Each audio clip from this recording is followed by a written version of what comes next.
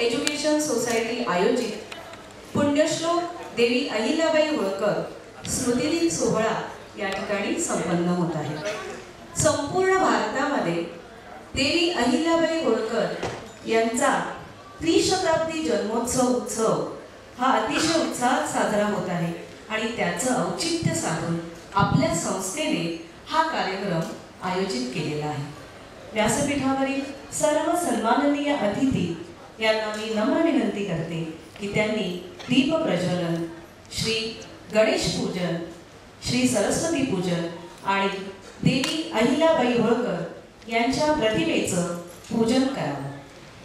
तसेच प्रमुख अतिथी उपनगर जिल्ह्याचे पालकमंत्री सन्माननीय श्री मंगलप्रभात लोढा सर, आजच्या प्रमुख वक्त्या अंधेरी विभागातील तहसीलदार सन्माननीय श्रीमती स्नेहलता स्वामी, तसेच आपल्या संस्थेचे प्रधान कार्यवाह सन्माननीय श्री जितेंद्र म्हात्रे सर, आपल्या संस्थेचे कार्याध्यक्ष सन्माननीय श्री सुधीर आपटे सर, संस्थेचे कोषाध्यक्ष माननीय श्री अरुण म्हात्रे सर आणि शालेय समिती अध्यक्षा सन्माननीय श्रीमती भूषणा पाठारे मॅडम या ठिकाणी उपस्थित आहेत। तसेच आपल्या चेंबूर परिसरातील सर्व सन्माननीय व्यक्ती, आपण सर्व पालक बंधू भगिनी, सर्व शिक्षक आणि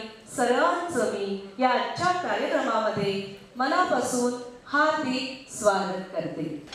चेंबूर एज्युकेशन सोसायटीच्या प्राथमिक विभागाचे जे विद्यार्थी आहेत ते विद्यार्थी आपल्या समोर प्रार्थना म्हणत आहेत आणि त्या परमेश्वराजवळ आम्ही बालके, आम्ही नाहीतर दाही दिशातील बालके, संपूर्ण जगातील बालके, त्यांना सुबुद्धी दे, सुमती दे आणि आम्हाला सन्मार्ग दाखव, अशी प्रार्थना ते आपल्या या ईशस्तवनामधून सादर करीत आहेत। आणि यांना संगीत साथ दिलेली आहे आमच्या प्राथमिक विभागाच्या शिक्षिका श्रीमती रेवती रेवणे, त्याचबरोबर ढोलकीची साथ देत आहे आमचा विद्यार्थी सिद्धार्थ बांदल।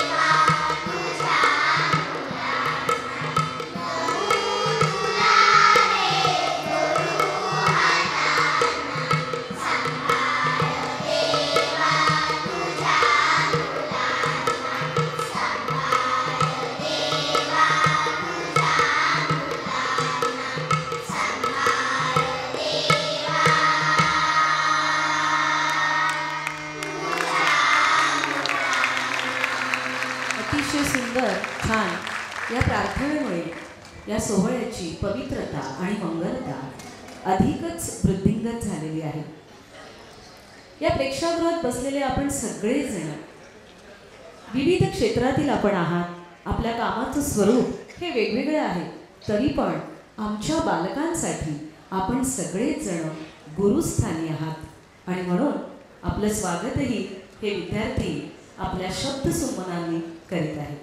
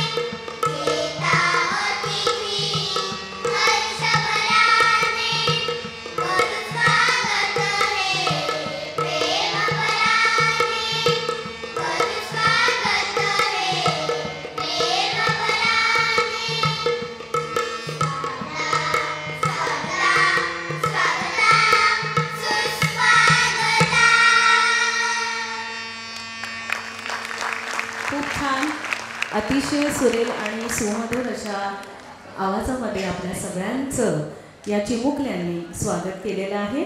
धन्यवाद रेवडेबाई आणि सिद्धार्थ बांदल यालाही धन्यवाद.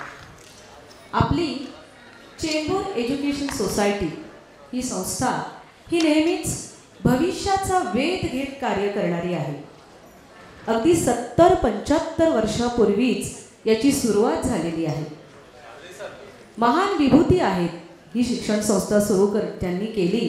त्याच्यामध्ये वीणा पुरव आहेत, रामकृष्ण चेंबूरकर आहेत, केशवराव करंबेकळे आहेत. या दिग्गजांनी आपल्या विद्यार्थ्यांची शैक्षणिक समस्या, शैक्षणिक अडचण लक्षात घेऊन या चेंबूर परिसरामध्ये ही आपली संस्था त्यांनी निर्माण केली. आणि हा जो शिक्षणाचा आणि समाजसेवेचा वारसा आहे तो आत्तापर्यंत चालू आहे. ही सगळी मंडळी जी आत्ता आपल्या संस्थेमध्ये आहेत ती सुद्धा सतत समाजसेवा करत असतात आणि शिक्षणासाठी नवनवीन उपक्रम करत असतात. आणि त्यातीलच हा आजचा एक उपक्रम म्हणजे देवी अहिल्याबाई होळकर यांचा आज स्मृती दिन आज आपण साजरा करत आहोत. आज 13 ऑगस्ट हा पुण्यस्मरण दिन आहे आणि आपण साजरा करत आहोत. एक वाक्य आहे, देहाकडून देवाकडे जाताना मध्ये देश आहे. देशसेवा ही अतिशय महत्त्वाची आहे आणि अगदी त्या वाक्याप्रमाणेच अहिल्यादेवींनी हे लोकसेवा केलेली आहे. भारतभर त्यांचं हे कार्य आहे आणि याच्यावर आधारित एक छोटीशी व्हिडिओ क्लिप आपण आता पाहणार आहोत आणि याचं प्रेझेंटेशन करत आहेत आमच्या शिक्षिका स्पृहा इंदू मॅडम.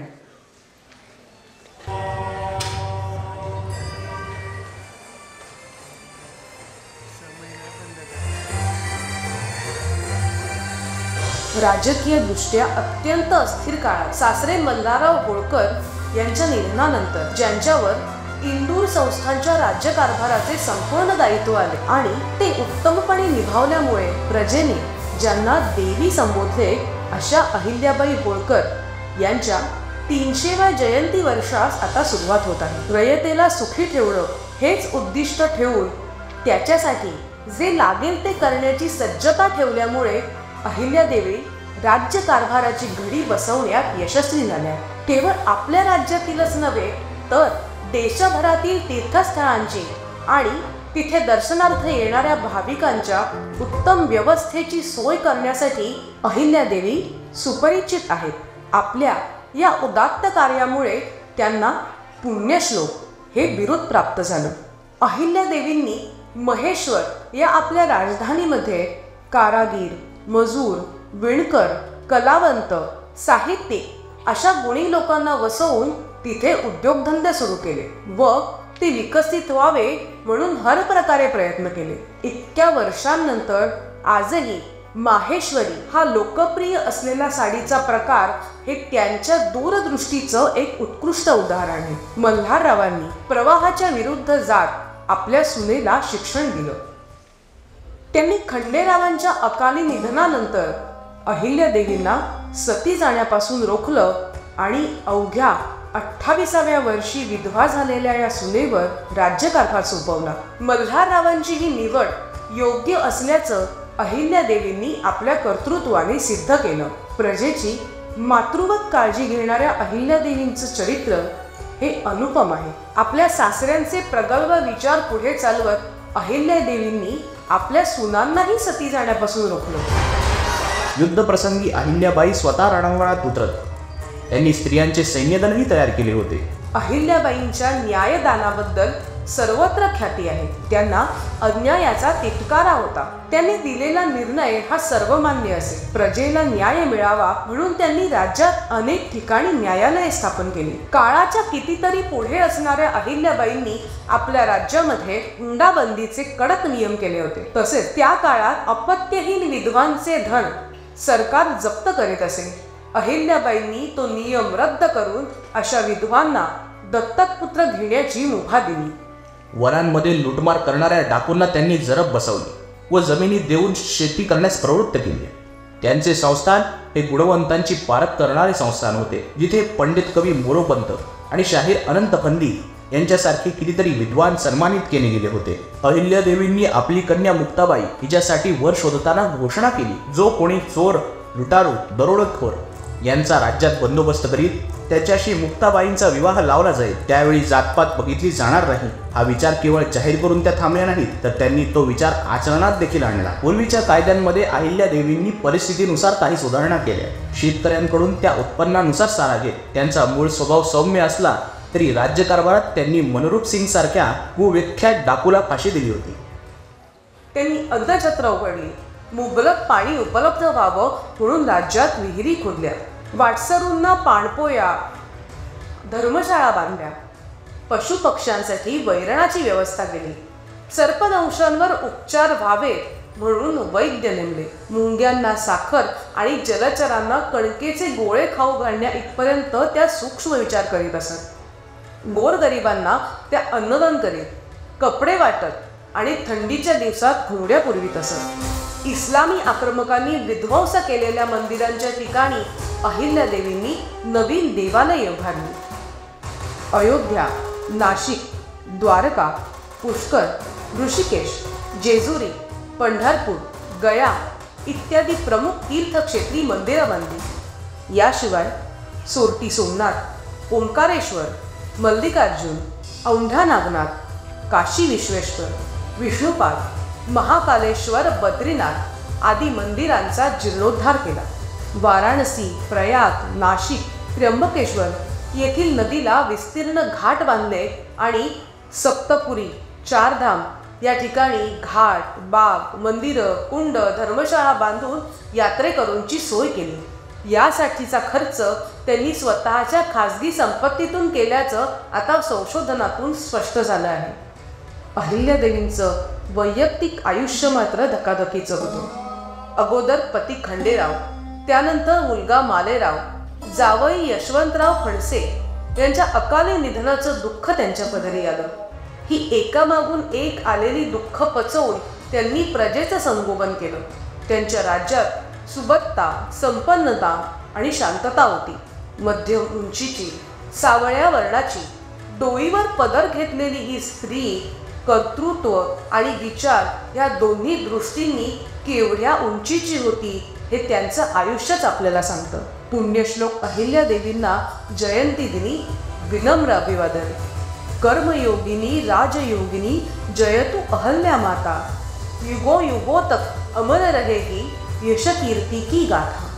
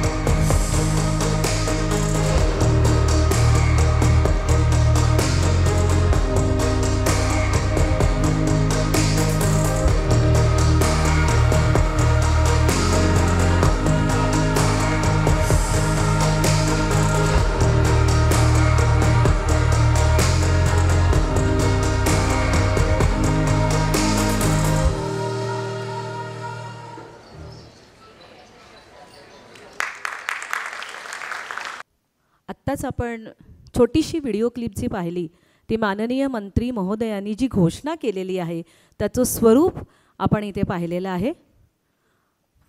देवी अहिल्याबाई होळकर यांच्यावर आधारित आपण जी PPT पाहिली, जे प्रेझेंटेशन पाहिलं ते मुंबई विद्यापीठाकडून आपल्याला उपलब्ध झालेलं होतं.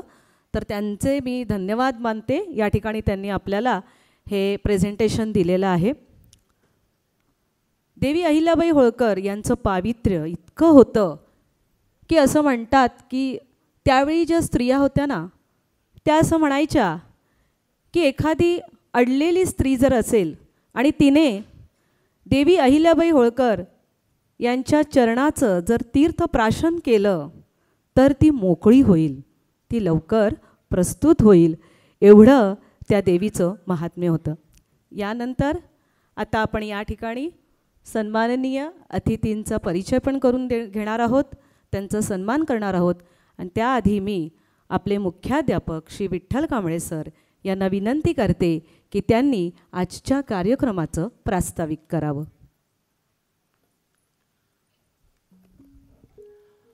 सर्वांना नमस्कार. देवी अहिल्याबाई, पुण्यश्लोक देवी अहिल्याबाई होळकर यांच्या स्मृतींना विनम्र अभिवादन. स्वातंत्र्यपूर्व काळात शिक्षण हे एका विशिष्ट वर्गासाठीच आहे व इतर अन्य गटातील लोकांनी आपला पारंपरिक व्यवसायच करायचा असा समज घालून दिला होता. अशा परिस्थितीत मुंबईतील पूर्व उपनगर चेंबूर परिसराचाही भाग होता.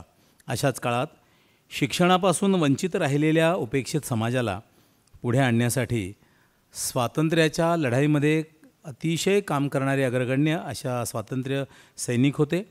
त्यामध्ये कैलासवासी विठ्ठल नारायण पुरव, कैलासवासी आबासाहेब सांडू, केशवराव करंबेळकर, रामनाथ पाठारे, लाड मास्तर, शांताबाई आमरे, कैलासवासी रामजी पेथड इत्यादी मान्यवरांच्या स्वातंत्र्य सैनिकांच्या सहकार्यातनं 1946 साली आपली चेंबूर एज्युकेशन सोसायटी स्थापन झाली.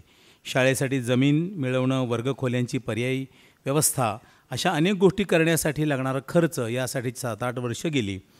आणि त्यानंतर सर्वांच्या अथक प्रयत्नातनं 1954 साली आपल्या मराठी शाळेची या संस्थेने सुरुवात केली. तुर्भे, माहूल, कुर्ला, चुनाभट्टी अशा विविध क्षेत्रातनं ही विद्यार्थी या ठिकाणी येत असत. साधारण 1970-72च्या दरम्यान चेंबूर एज्युकेशन ने आपलं नावरूप तर मिळवलं होतंच, चेंबूरनेही विकासाच्या दृष्टीने गती मिळवली होती. आणि मग याच संस्थेच्या, याच शाळेच्या कामामध्ये असलेले अनेक शिक्षक मान्यवर त्यांनी इथून बाहेर पडून चेंबूरमध्ये अनेक शाळा सुरू केल्या. त्यामध्ये जवाहर विद्याभवन, पंत सरांचं नाव येतं. कुमुद विद्यामंदिरचा जर विचार केला तर पाटील सरांचं नाव येतं. त्याचप्रमाणे आमचे शाळेचे करमरकर सर आहेत, एफएक इंग्लिश स्कूलचे मंडलेच्या सर आहेत, मुक्तानंद हायस्कूल इत्यादी वेगवेगळ्या संस्था इथं ज्या चेंबूरमध्ये नावारूपाला आल्या त्या चेंबूर एज्युकेशन सोसायटीमधून काम करून बाहेर पडलेल्या शिक्षकांनी सुरू केलेले आहेत. आज सगळीकडे मराठी माध्यम हे आपल्याला कमी होताना दिसतं, पण चेंबूर एज्युकेशन सोसायटी ही अथक प्रयत्न करते. खरं तर पाहिलं तर इंग्रजीचं लोकांच्या मनावर प्राबल्य वाढलेलं दिसतं. अशा परिस्थितीमध्ये चेंबूर एज्युकेशन सोसायटी मराठी पण जपण्यासाठी प्रयत्नरत आहे. त्याचं साक्षात रूप आपण स्वागत गीत आणि ईशस्तवनातनं पाहिलं. आणि मग इथं आपल्याकडे 1970 साली BEd कॉलेज सुरू झालं. आत्ता DEd कॉलेज आहे, रात्रशाळा आहे.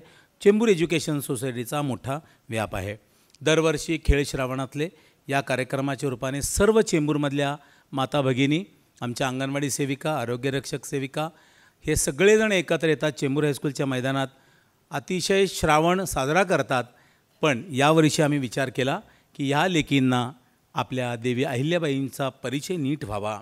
या दृष्टीने संस्थेने असा विचार केला की या माता अहिल्याचं परिचय सगळ्यांना होऊ द्या. श्रावणातल्या सर्व लेकींना आपली एक आई काय काय करू शकते, ती किती मोठी ताकद तिच्याकडे आहे हे ओळख करून देण्यासाठी आज 13 ऑगस्ट 2024 देवी अहिल्याबाई होळकर यांच्या पुण्यस्मरणाच्या निमित्ताने आणि ह्या त्रिशताब्दी वर्षाच्या निमित्ताने आज ह्या कार्यक्रमाचा प्रारंभ होतो आहे. मला खूप आनंद होतो आहे की आपले मंत्री महोदय आपल्या एका साध्या सांगण्यावरनं खूप मोठ्या मनाची माणसं आहेत ही. आणि त्याचप्रमाणे स्नेहलता मॅडम उपस्थित झाल्या. संस्थेने सुद्धा खूप छान योजना केली आहे. तर प्रास्ताविकाच्या निमित्ताने एवढंच सांगेन, आपण ठरवलं तर मराठी पण राहील, आपण ठरवलं तर हिंदू पण राहील. ठरवावं लागतं आपल्यालाच. योजना करण्याचं काम सरकारचं असतं, राबवण्याचं काम प्रशासन करत असतं, पण प्रत्यक्ष आचरणात आणण्याचं काम हे समाजाचं असतं. धन्यवाद.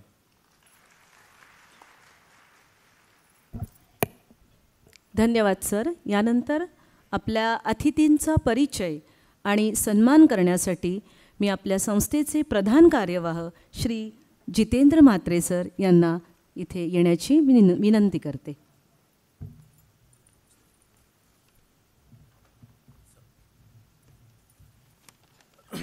सर्वप्रथम अहिल्याबाई होळकर यांच्या स्मृतीस विनम्र अभिवादन करतो. आणि आलेल्या सर्वांचं चेंबूर एज्युकेशन सोसायटीतर्फे स्वागत करतो. आपल्या प्रमुख पाहुण्यांचं ओळख करून देण्याची काही गरज नाही, पण एक औपचारिक म्हणून मी ओळख करून देतो.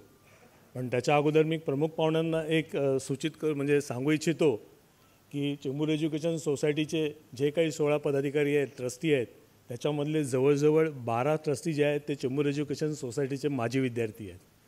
मी पण त्या माजी विद्यार्थ्यांपैकी एक आहे आणि मला त्याचा अभिमान आहे. आज आपल्याला प्रमुख पाहुणे म्हणून माननीय श्री मंगलप्रभात गुमनलाल लोढाजी लाभलेले आहेत. मंगलजींची ओळख तर आपणा सर्वांना आहेच. ते सध्या कौशल्य, रोजगार, उद्योजकता, नव उपक्रम सरकारचे, महाराष्ट्र सरकारचे ऑगस्ट 2022 पासून मंत्री आहेत. ते शैक्षणिक पात्रता म्हटली तर BCom LLB आहेत. सलग 6 वेळा ते आमदार म्हणून निवडून आलेले आहेत. सलग 6 वेळा 1995, 1999, 2004, 2009, 2014 आणि 2019 आणि ह्याच्या पुढे सुद्धा ते नक्कीच निवडून येणार आहेत. भाजप मुंबईचे 2019 ते 2022 अध्यक्ष राहिलेले आहेत. भाजप महाराष्ट्राचे उपाध्यक्ष राहिलेले आहेत 2009 ते 2019 आणि याच्या अगोदर तुम्ही सुद्धा त्यांची वाणी ऐकलीच असेल. उत्तम वक्ता आहेत ते. ज्याप्रमाणे ते पॉलिटिक्समध्ये आहेत त्याप्रमाणे सामाजिक कार्य पण त्यांचं तेवढंच मोठं आहे. लोकांसाठी आरोग्यसेवा, शिक्षण, व्यवसाय, प्रशिक्षण, अन्न आणि सुविधा, सामाजिक कार्य याच्यामध्ये ते कायम अग्रगण्य असतात. आणि लोढा फाउंडेशनतर्फे ते विविध कार्यक्रम उपक्रम करत असतात. फक्त आत्ता एक आलेला अनुभव सांगतो लोढाजींचा, म्हणजे कामामध्ये कशी तत्परता असते. आता लोढाजींशी मागे गप्पा मारत बसले असताना मला एक समस्या आठवली. म्हणजे ती समस्या पूर्ण मुंबईतील गावठाणातली आहे. मी लोढाजींना म्हटलं की लोढाजी असं मुंबईतल्या गावठाणवाल्यांना किती FS आहे अजून काहीच कळत नाही आहे. लोढाजींनी समोर कोणाला फोन केला, बहुतेक CMना फोन केला आणि लोढाजींनी ताबडतोब आमची समस्या पुढे केली. मी लोढाजींचे सर्व गावठाणवासियांतर्फे खूप खूप धन्यवाद देतो लोढाजी. आणि मी आमच्या संस्थेचे उपाध्यक्ष आणि आजच्या कार्यक्रमाचे अध्यक्ष गिरीशजी देशपांडे यांना विनंती करतो की त्यांनी त्यांना बुके देऊन स्वागत करावं.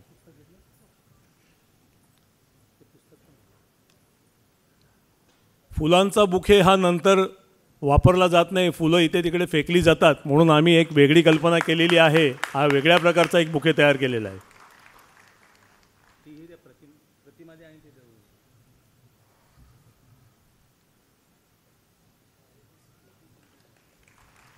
शाळेचं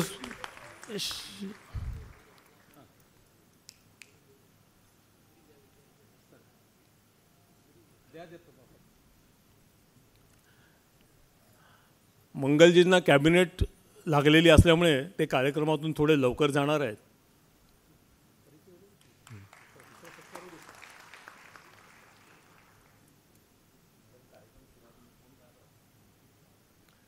त्याचप्रमाणे आज आपल्याला प्रमुख वक्ता म्हणून माननीय श्रीमती स्नेहलता स्वामी लाभलेल्या आहेत.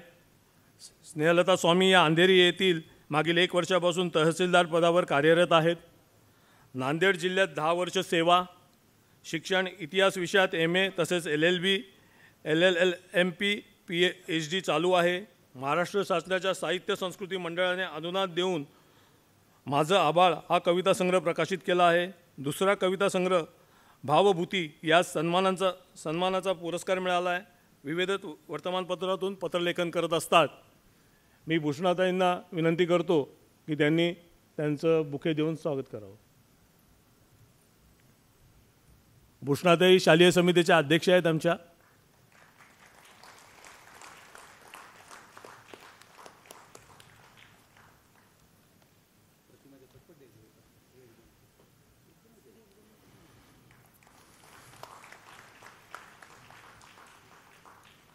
त्याचप्रमाणे आजच्या कार्यक्रमाचे अध्यक्ष आणि संस्थेचे उपाध्यक्ष सर्वांना परिचितच आहेत, गिरीश अनंतराव देशपांडे. त्यांचं शिक्षण इंजिनिअरिंगमध्ये शिक्षण झालेलं आहे. चेंबूरमध्ये निवास. मी मगाशी म्हटल्याप्रमाणे ते चेंबूर एज्युकेशनचे माजी विद्यार्थी आहेत आणि सध्या संस्थेचे उपाध्यक्ष म्हणून काम बघतात. त्यांचा सत्कार आमचे कार्याध्यक्ष सुधीरजी आपटे करतील.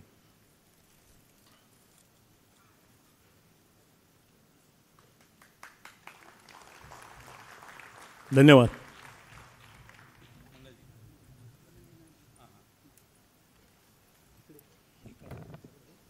यानंतर आपले आजचे प्रमुख अतिथी माननीय श्री मंगलप्रभात लोढा यांना विनंती करते की त्यांनी आपलं मनोगत व्यक्त करावं.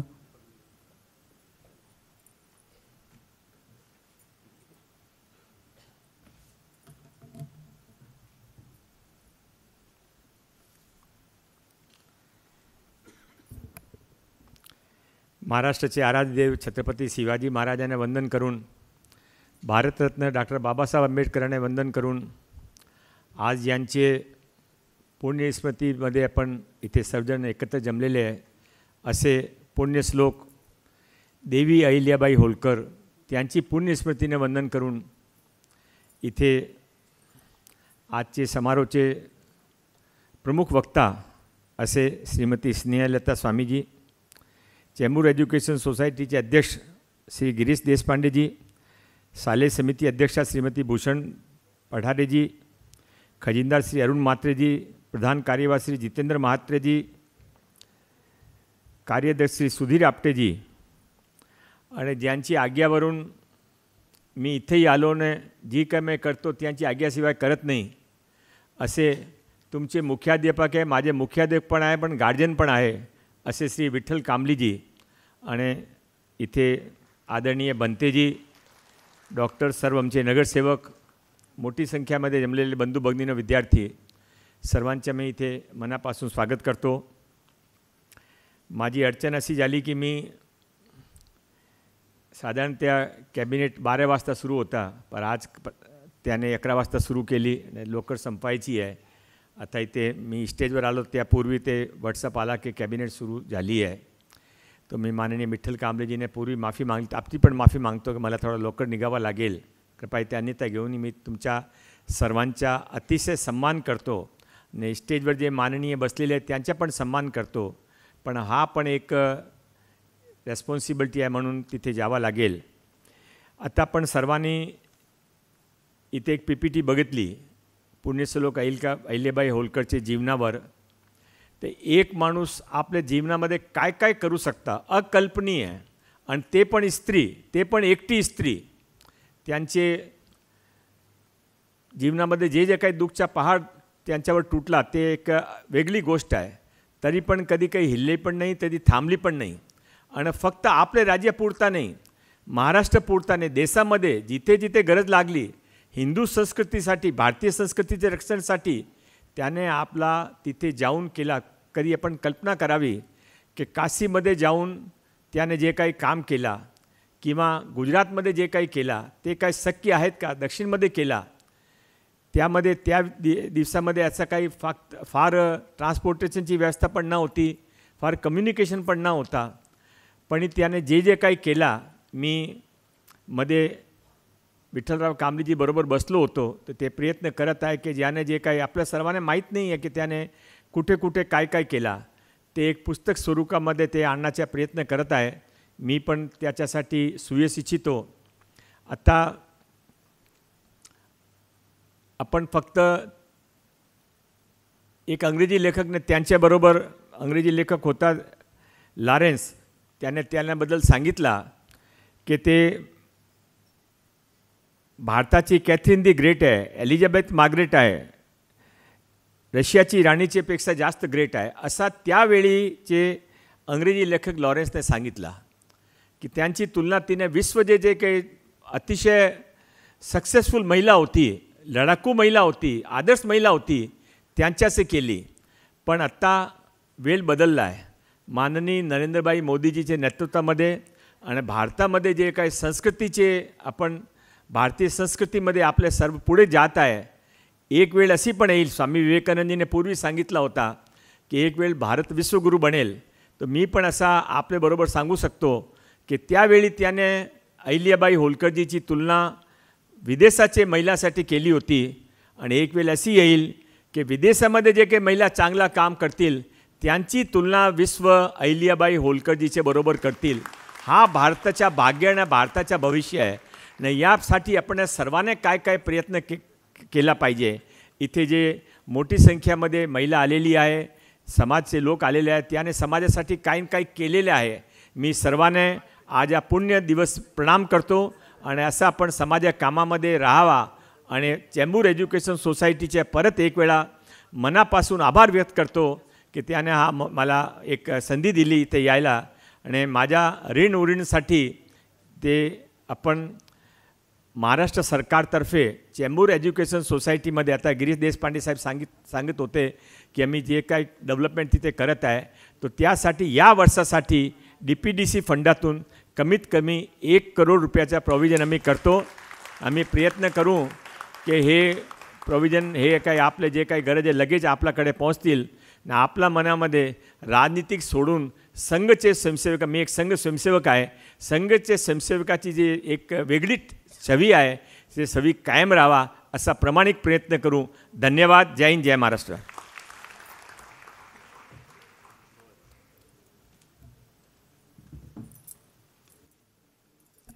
धन्यवाद सर. यानंतर पहा, आज पुण्यश्लोक अहिल्यादेवी होळकर यांचा पुण्यस्मरण दिन आहे आणि त्यानिमित्तानेच आज आपण या ठिकाणी एका महिलेचा सत्कार करणार आहोत. माननीय मंत्री महोदय यांच्या हस्ते हा सत्कार होणार आहे. 24 जुलै 2024 रोजी जिया राय यांनी 17 तास 25 मिनिटांमध्ये एक इंग्रजी चॅनल यशस्वीपणे स्विमिंग म्हणजे पोहून पार केलेलं आहे. सुश्री जिया राय ही स्विमिंगमध्ये पोहणारी जगातील सर्वात तरुण आणि सर्वात वेगवान पॅरास्विमर बनलेली आहे. मी विनंती करते की त्यांनी या व्यासपीठावर यावं. सुश्री जिया राय.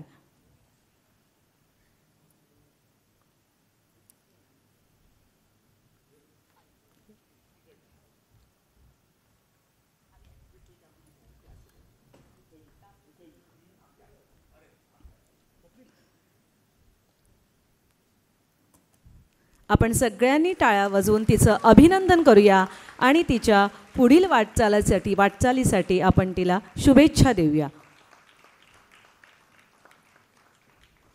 इतक्या लहान वयात तिने हे यश संपादन केलेलं आहे. धन्यवाद सर.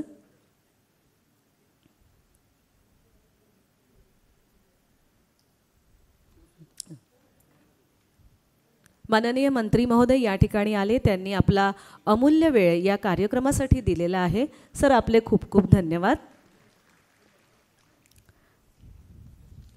यानंतर या प्रेक्षागृहामध्ये आपल्या चेंबूर परिसरातील प्रतिष्ठित सन्माननीय काही व्यक्ती इथे उपस्थित आहेत. त्यामध्ये समाजसेवक आहेत, काही दानशूर व्यक्तीसुद्धा आहेत. त्यांनी आपला अमूल्य वेळ इथे दिलेला आहे. आमच्या विनंतीला मान देऊन या ठिकाणी ते उपस्थित राहिलेले आहेत. त्यांचासुद्धा आपण पुष्पगुच्छ देऊन सत्कार करणार आहोत. आणि यासाठी मी आपल्या संस्थेचे सभासद श्री विष्णू कांबळे सर आणि श्री चंद्रकांत ठाकूर सर यांना विनंती करते की त्यांनी या सर्व अतिथींचा सत्कार करायचा आहे. पहिल्यांदा माननीय भंते वीररत्न महाथेरो अखिल भारतीय भिक्खू महासंघ या ठिकाणी उपस्थित आहेत. तसेच माजी नगरसेवक श्री महादेव शिगवण,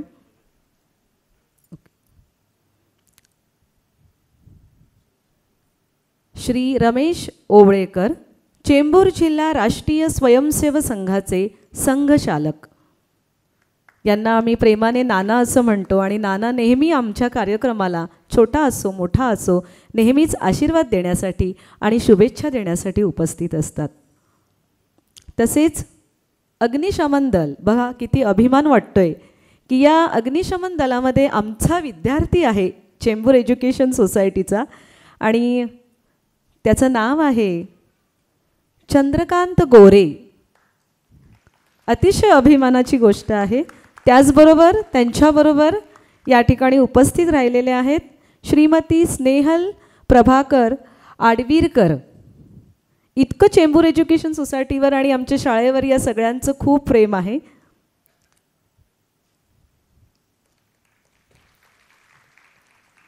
चेंबूर पोलीस स्टेशनमधील या ठिकाणी अधिकारी आलेले आहेत, चारुदत्त कांबळे आणि सुहास कांबळे. Chembur police station.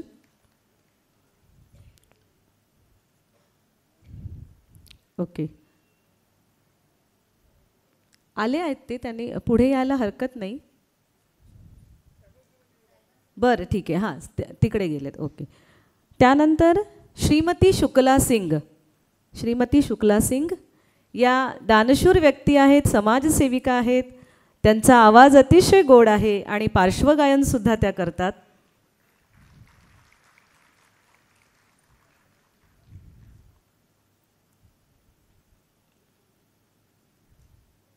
श्रीराम बापट यासुद्धा दानशूर व्यक्ती आहेत. दरवर्षी आमच्या विद्यार्थ्यांना ते खाऊ किंवा काही वस्तू या भेट देत असतात.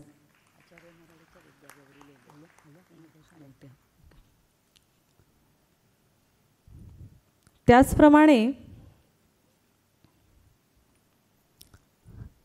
आचार्य मराठे कॉलेजच्या प्राचार्या विद्या गौरी लेले यासुद्धा या ठिकाणी उपस्थित आहेत.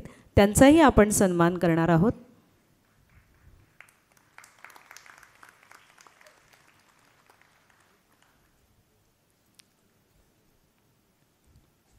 श्रीमती सौजन्या पाताडे, शारदा दत्तक उपक्रम संस्थापक. आमच्या शाळेतील बऱ्याच विद्यार्थ्यांना त्यांनी दत्तक घेतलेलं आहे.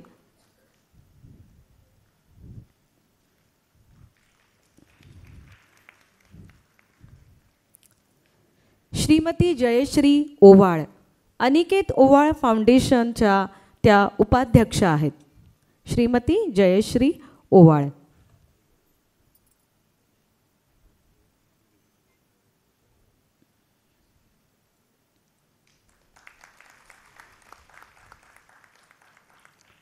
श्री वामन भागुजी बोराडे, दिशाज्योत फाउंडेशन सल्लागार.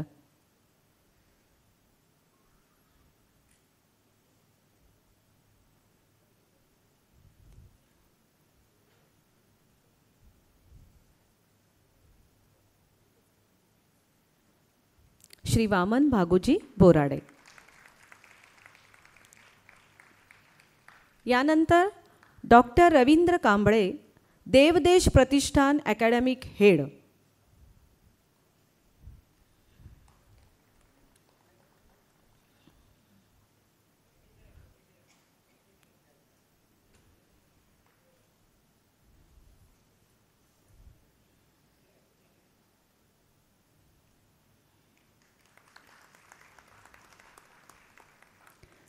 श्री नितीन म्हस्के, अंगणवाडी चेंबूर विभाग प्रकल्प अधिकारी. यांचं सुद्धा आम्हाला वेळोवेळी सहकार्य लाभत असतं. श्री नितीन म्हस्के. तसंच प्रेमा घाटगे मॅडम यांचंसुद्धा सहकार्य लाभतं, पण काही काम असल्यामुळे त्या या ठिकाणी उपस्थित राहू शकल्या नाहीत. श्रीमती योगिता साळवी, तरुण भारत उपसंपादिका.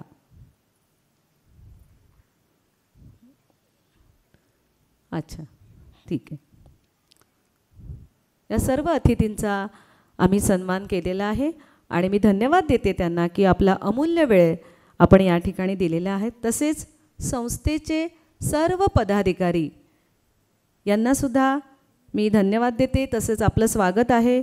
सर्व घटक विभागाचे प्राचार्य, सर्व मुख्याध्यापक, आपण सर्वांनी या ठिकाणी उपस्थित राहून या कार्यक्रमाची आपण शोभा वाढवलेली आहे. यानंतर आपण आतुरतेने वाट पाहत आहात आणि आपल्या मुख्य वक्त्या ज्या आहेत तहसीलदार श्रीमती स्नेहलता स्वामी या आपल्याला पुण्यश्लोक अहिल्यादेवी होळकर यांच्याविषयी अधिक सखोल माहिती त्या आपल्याला सांगणार आहेत. मी त्यांना या ठिकाणी निमंत्रित करते की त्यांनी आपणा सर्वांचं उद्बोधन करावं.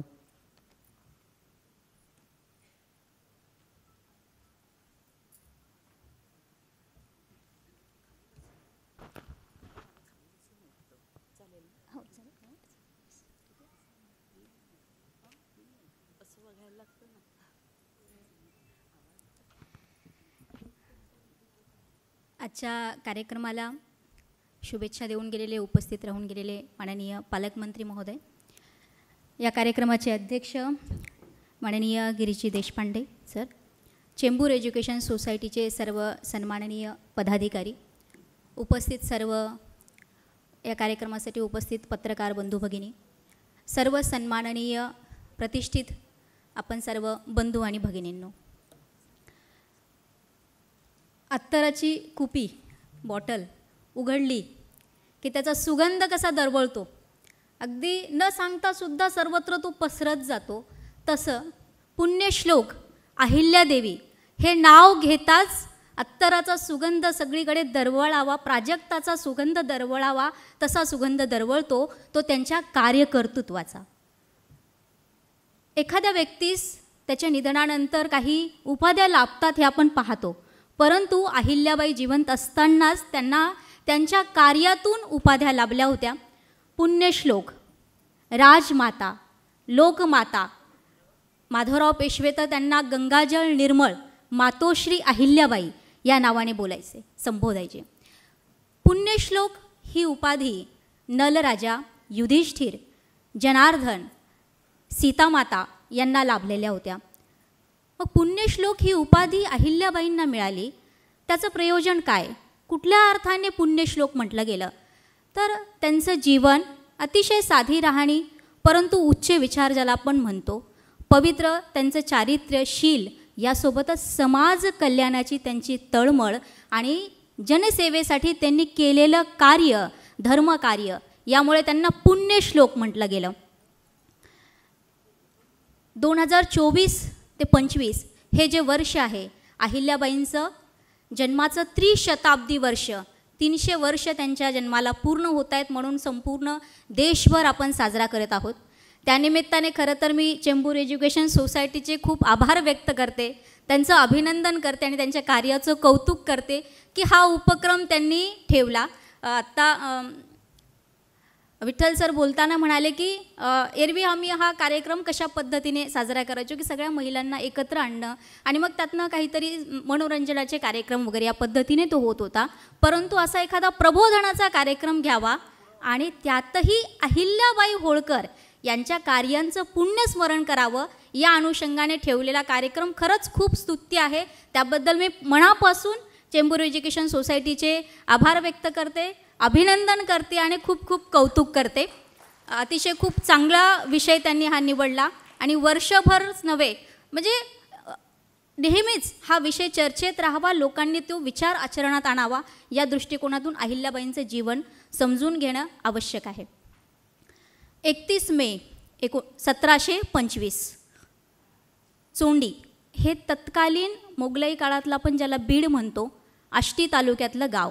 आत्ता ते जामखेड अहमदनगर जिल्ह्यामध्ये, ज्याचं नाव आता अहिल्याबाई होळकर नगर असं झालेलं आहे, अहिल्यानगर झालेलं आहे. अशा त्या गावातील त्यांचा जन्म. वडील मानकोजी पाटील शिंदे पाटील ते गावचे पाटील होते.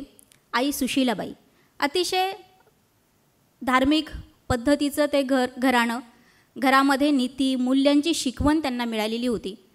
अगदी वयाच्या 8व्या वर्षी, 8 वर्षाच्या त्या असतील, मैत्रिणीसोबत त्या चोंडेश्वर महादेव मंदिराच्या परिसरात खेळत होत्या आणि खेळत असताना खेळ कसा तर शिवलिंग तयार करायचं, मातीचं वाळूचं शिवलिंग तयार करायचं. सगळ्या मैत्रिणींनी ते तयार केलं आणि तेवढ्यात मराठ्यांचे स्वार जे होते, घोडेस्वार, टापांचा टप टप टप टप असा आवाज आला आणि सगळ्या मैत्रिणी घाबरल्या ना, त्या गेल्या पळून. अहिल्याबाई एकट्या छोट्या 8 वर्षाच्या, त्यांनी त्या पिंडीला असं आलिंगन घातलं, आपला झगा पर्कल जे काही असेल ते त्याच्यावरती झाकलं आणि त्या तिथेच ओढव्या झाल्या. आणि मग सगळ्या घोड्यांचे आवाज, टापांचे आवाज थांबले. एक घोडेस्वार खाली उतरला आणि त्यांनी तिला आवाज दिला, बाळ, तुझ्या सगळ्या मैत्रिणी निघून गेल्यात आणि तू एकटीच इथे उभी, काय करतेस तू, कशाचं संरक्षण करतेस, तू का थांबली आहेस, तुझं नाव काय. अहिल्याबाईंनी वर पाहिलं आणि उत्तर दिलं, मी अहिल्या, मानकोजी शिंदे पाटील यांची कन्या, आणि माझ्या आईवडिलांनी शिकवलं की जे आपण स्वतः निर्माण करतो त्याचं रक्षण प्राणपणाने करता आलं पाहिजे, म्हणून मी माझ्या शिवलिंगाचं रक्षण करते आहे. या उत्तराने म्हणजे बाजीराव पेशव्यांच्या डोळ्यात खरंच पाणी आलं आणि ते म्हणाले की किती निर्भीड ही मुलगी आहे. तिच्या उत्तराचं कौतुक त्यांना वाटलं आणि दुसऱ्याच दिवशी अहिल्याबाईंच्या घरी मागणं गेलं वधूसाठी आणि ते मागणं होतं मल्हारराव होळकर यांचे चिरंजीव खंडेरावांसाठी. मानकोजी शिंदे पाटील भारावून गेले कारण खूप चांगलं घराणं तेही होतं होळकर घराणं.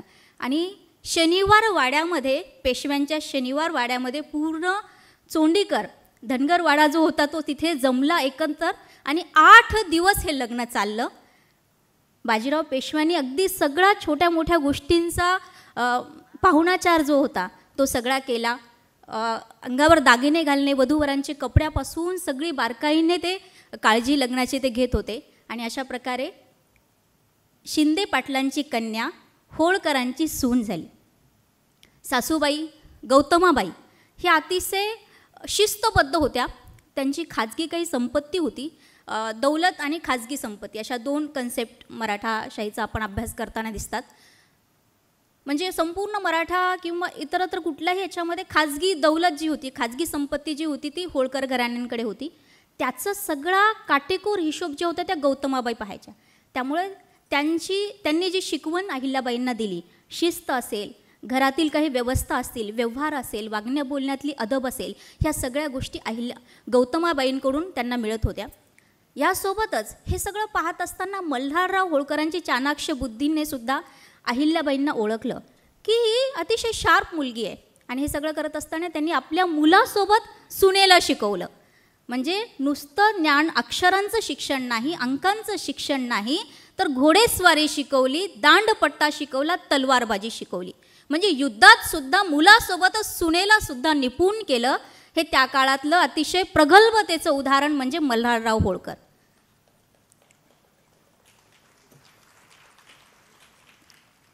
जेव्हा सुभेदाराची वस्त्र देण्याचा प्रसंग बाजीराव पेशव्यांनी माळवा प्रांताचं सुभेदार नियुक्त केलं मल्हारराव होळकरांना आणि त्यांना त्या सुभेदार पदाची वस्त्र आणि दप्तर देण्यासाठी दरबार भरवला गेला होता.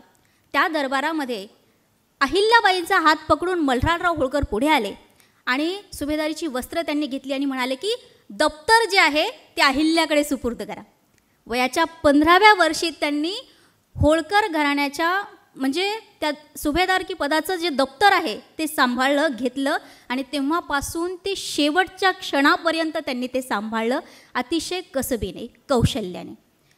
असाच एक प्रसंग जेव्हा म्हणजे खंडेरावांपेक्षा तुलनेत काकणभर किंवा त्या पटीने कितीतरी श्रेष्ठ अहिल्याबाई होत्या. आणि हा कोणालाही कदाचित पुरुषी वृत्ती म्हणा किंवा काय की पत्नी आहे ती आपल्यापेक्षा सरस आहे ही एक थोडीशी कुठेतरी धाकधूक म्हणा खंडेरावांच्या मनातही होती. आणि एक दिवस अहिल्याबाई दप्तरात बसून काहीतरी लिखाण करत होत्या हिशोब पाहत होत्या आणि खंडेराव त्या दप्तराच्या तिथे गेल्या आणि म्हणाल्या की आमचा तनख्वा जो आहे तो वाढला पाहिजे आम्हाला अतिरिक्त पैसे हवेत. आणि मग अहिल्याबाईंनी उत्तर दिलं त्यांना ते दप्तर दाखवलं सगळं आणि ते म्हणाले की तुम्हाला जे वेतन मिळालेले आहे जो तनख्वा मिळालेला आहे तो नियमानुसार योग्य आहे बरोबर आहे. परंतु त्यांना काही ते पटत नव्हतं आणि मग त्यांनी ते कागदपत्र सगळी दाखवली. ती कागदपत्र घेतली खंडेरावांनी दरबारात भिरकावून दिली.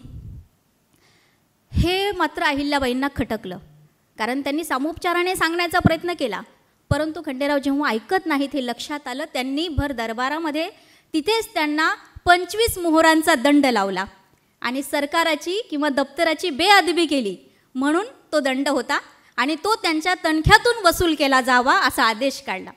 किती मोठं उदाहरण आहे. म्हणजे पती असो परंतु शिस्त ते शिस्त म्हणजे वज्रादेपी कठोराने हे जे म्हटलं जातं की वज्रासारखं कठोर मन आणि तेही कर्तव्याप्रती ही जी शिस्त आहे किंवा कर्तव्यातला कठोरपणा आहे हे त्यातून दिसून आला. खंडेरावांना वाईट वाटलं खूप वाईट वाटलं. ते गौतमाबाईकडे गेले आईकडे आणि त्यांना ही हकीकत सांगितली तावातावाने अहिल्याने असं केलं तसं केलं तसं केलं. घडलेला प्रसंग गौतमाबाईने विचार केला की काय घडलं होतं आणि जेव्हा खंडेरावाने सांगितलं की असं असं घडलं त्यावेळेस गौतमाबाईने सुद्धा अहिल्याबाईची पाठ थोपटली. ते म्हणाले तिनं जे केले ते योग्य आहे कारण मल्हाररावांनी ही शिकवण तिला दिलेली आहे इकडची पै तिकडे होता कामा नये. म्हणजे हा जो व्यवहारातला चोखपणा आहे आणि दप्तरातल्या बारकाव्या असतील, ह्या सगळ्या गोष्टी मल्हाररावाच्या पठडीत त्या घडत होत्या आणि अतिशय अहिल्याबाई गौतमाबाई सासूंचा सुद्धा त्यांना प्रचंड चांगला सपोर्ट होता. जेव्हा त्यांचं मन म्हणजे जसं कठोर होतं तसं मृदूसुद्धा होतं, फुलासारखं कोमल मन ज्याला आपण म्हणतो. एकदा खंडेराव असेच बाहेर मल्हारराव कारभाराच्या निमित्ताने म्हणा किंवा युद्ध मोहिमांच्या निमित्ताने बऱ्याचदा इंदोरच्या बाहेर असत. त्यावेळेस संपूर्ण कारभार जो होता होळकर घराण्याचा ती पाहण्याची जबाबदारी अहिल्याबाईंवर असायची. एक विधवा स्त्री आली आणि त्यावेळेस आत्ता आपण चित्रफित पाहताना सुद्धा पाहिलं की स्त्रियांना संपत्तीत अधिकार नव्हता आणि दत्तक पुत्र जर नसेल तर ती संपत्ती सरकार जमा केली जायची किंवा अशा पद्धतीचा जो नियम होता. तर ती महिला आली आणि तिने म्हटलं, ती रडायला लागली की अशा पद्धतीने काही नातेवाईक पण त्यांचा मुलगा जो आहे तो दत्तक घेण्यासाठी हे करतायत आणि मला याच्यातून वाटलं तर ही सरकार जमा करून घ्या, पण मला तुमच्या चरणाजवळ राहू द्या. अहिल्याबाईंनी त्याचं कारण विचारलं आणि सगळं लक्षात आल्यानंतर त्यांनी त्या बाबीची दखल घेतली आणि ते म्हणाले की आता ही जी संपत्ती आहे ती सरकार जमा होणार नाही, तर पतीच्या संपत्तीमध्ये महिलाला अधिकार राहील आणि विधवेला दत्तक घेता येईल, हा अधिकार त्यांनी लेखी तसा आदेश दिला आणि त्या पद्धतीने सुरुवात झालं. आणि त्यांच्यासोबतचे जे गंगोबा तात्या वगैरे जे होते दप्तराचं कामकाज जे करायचे ते त्यांना म्हणाले की ठीक आहे, त्या बाईला तुम्ही अधिकार दिला, दत्तक घेण्याचा अधिकार दिला, परंतु हे देत असताना किमान काही रक्कम तरी जमा करून घ्या शासनामध्ये. कारण एक अधिकार दिला तर त्याची शुल्क ज्याला आपण म्हणतो, आता एखादं प्रमाणपत्र देत असताना सरकार म्हणून आपण काही फीस जमा करून घेतो, त्या पद्धतीने किमान काही शुल्क तरी जमा करून घेतलं जावं. अहिल्याबाईंना राग आला प्रचंड. त्या म्हणाल्या की हा न्याय नव्हे, हा धर्म नव्हे, जर तुम्ही एक गोष्ट देऊन दुसरी गोष्ट घेत असाल तर ती लाच घेणे होय. म्हणजे त्या काळातलं तो त्यांचा विचार, तो त्यांचा दृष्टिकोन किती प्रचंड मोठा होता ही आपल्याला व्याप्ती त्यांच्या विचारांची कळून येते. हे सगळं होत असताना वेगवेगळ्या मोहिमांमध्ये सुद्धा मल्हारराव होळकर त्यांना सोबत घेऊन जायचे. पानिपतच्या युद्धामध्ये सुद्धा त्या ग्वाल्हेरला त्यांनी तोफखाना सांभाळलेला होता. युद्धांमधलं जे सैन्य असायचं त्यांच्या उपचाराची प्रामुख्याने जबाबदारी अहिल्याबाईवर असायची आणि त्यामुळं अर्ध्यापेक्षा जास्त डॉक्टर त्या होत्या की कुठल्या आजारावर कुठलं औषध लागू पडतं याची बरीचशी माहिती त्यांना होती. दुर्दैवाने खंडेरावांचा मृत्यू जो होता तो कुंभेरीच्या लढ्यामध्ये झाला. सूरजमल जाटासोबतचं जे युद्ध होतं आणि पुढून आलेली तोफ जी होती ती खंडेरावांवर तो तोफ गोळा पडला आणि त्यांचं त्यामध्ये वीरमरण त्यांना आलं. त्या काळातली जी प्रथा होती सती जाण्याची, चितेवर सरणावर पतीसोबतच सती जाणे ही प्रथा होती आणि अहिल्याबाईंनी सुद्धा तयारी केली की मला आता पतीसोबत चितेवर सती जायचं आहे. त्यांच्या इतर पत्नी, एक त्यामध्ये मुस्लिम स्त्रीसुद्धा होती, तर त्या सगळ्या निघाल्या सती जाण्यासाठी. मल्हाररावांना हे वृत्त कळालं आणि ते अक्षरशः अतिशय भावूक होऊन अहिल्यादेवीजवळ गेले आणि ते म्हणाले, बाळ तू सती जाता कामा नये. परंतु समाजाची रीत होती, काय करणार. त्यावेळेस म्हणजे अहिल्याबाईंचं मन हे मानत नव्हतं आणि तरीसुद्धा मल्हारराव अक्षरशः अतिशय भावूक झाले. त्यांनी पदर पसरावा त्या पद्धतीने म्हटलं, मेली ती अहिल्या होती, जो जिथं आहे तो माझा खंडेराय आहे, असंच मी समजेल, तूच माझा मुलगा. म्हणजे सुनेला मुलाच्या रूपात त्यांनी पाहिलं आणि तेव्हापासून म्हणजे त्यांनी त्यावेळेसचा जो विचार होता की बा सती जायचं नाही किंवा मागे सुद्धा एक पाऊल येता येतं, हा सुद्धा खूप मोठा त्यावेळेतला विचार होता. पिंडदानाची जेव्हा वेळ आली, इतर त्यांच्या पत्नी ज्या होत्या त्या सती गेलेल्या होत्या, त्यात मी म्हटलं की एक मुस्लिम स्त्रीसुद्धा होती. तिचं पिंडदान करताना पंडित म्हणाले की ती मुस्लिम आहे, मी पिंडदान करू शकत नाही किंवा तिचं नाव घेतलं नाही. त्यावेळेस अहिल्याबाई म्हणाल्या, म्हणजे त्यांची न्यायबुद्धी बघा, ते म्हणाले की ती एकनिष्ठ होती, ती सती गेलेली आहे, त्यामुळे तिचंसुद्धा पिंडदान झालं आहे, करणं आवश्यक आहे. जर तुम्ही करत नसाल तर मी करेल, बाजूला व्हा. म्हणजे ही जी न्यायबुद्धी होती, म्हणजे कर्तव्य कठोरता आपण पाहिली, न्यायप्रियता त्यातलं हे एक उत्तम उदाहरण आपल्याला देता येईल. पुढे प्रत्येक काही प्रसंगांमध्ये अहिल्याबाईंचा सल्लासुद्धा मल्हारराव त्यावेळेससुद्धा मानत होते. गौतमाबाईंचं निधन झालं आणि काही वर्षातच मल्हारराव होळकरांचं सुद्धा निधन झालं. म्हणजे एका पाठोपाठ एक मृत्यू जे होते, म्हणजे आप्त नातेवाईकांचे मृत्यू त्यांना सहन करावे लागले, झेलावे लागले. म्हणजे पतीच्या निधनानंतर बाई अर्धी होते, अर्ध्यापेक्षा जास्त खचून जाते असं म्हणतात. तरीसुद्धा मल्हाररावाच्या सहकार्याने, गौतमाबाईच्या सहकार्याने त्या पुढे जात होत्या. परंतु आता ज्यांनी आधार दिला, ज्यांनी घडवलं, सगळं समजावलं, अशा मल्हाररावांचं निधन झालं. आणि गौतमाबाईचं त्याच्या आधीच निधन झालेलं होतं. त्यांच्या इतर ज्या पत्नी होत्या, हरकूबाई वगळता, हरकूवर असं पण म्हणायचे त्यांना, त्या वगळता इतर अन्य सासूसुद्धा सती गेल्या. म्हणजे घरातला जो आधार होता मुख्य, तो एक एक एक एक नाहीसा होत होता. अहिल्याबाईंना 2 पुत्र, म्हणजे मालेराव एक पुत्र आणि सुकन्या मुक्ताबाई. मालेरावांना तशी प्राण्यांची, पक्ष्यांची फार आवड आणि त्यांचा स्वभाव अतिशय खोडकर. म्हणजे पंक्तीत सगळे बसलेले असतील तर ते पात्रात काहीतरी विंचू नेऊन टाकायचे किंवा म्हणायचे की लाडूचा डब्बा आहे, हात टाका, आणि त्यात विंचू असायचा, म्हणजे त्याचा दंश व्हायचा. असा त्यांचा खोडकर स्वभाव, तापटही होता.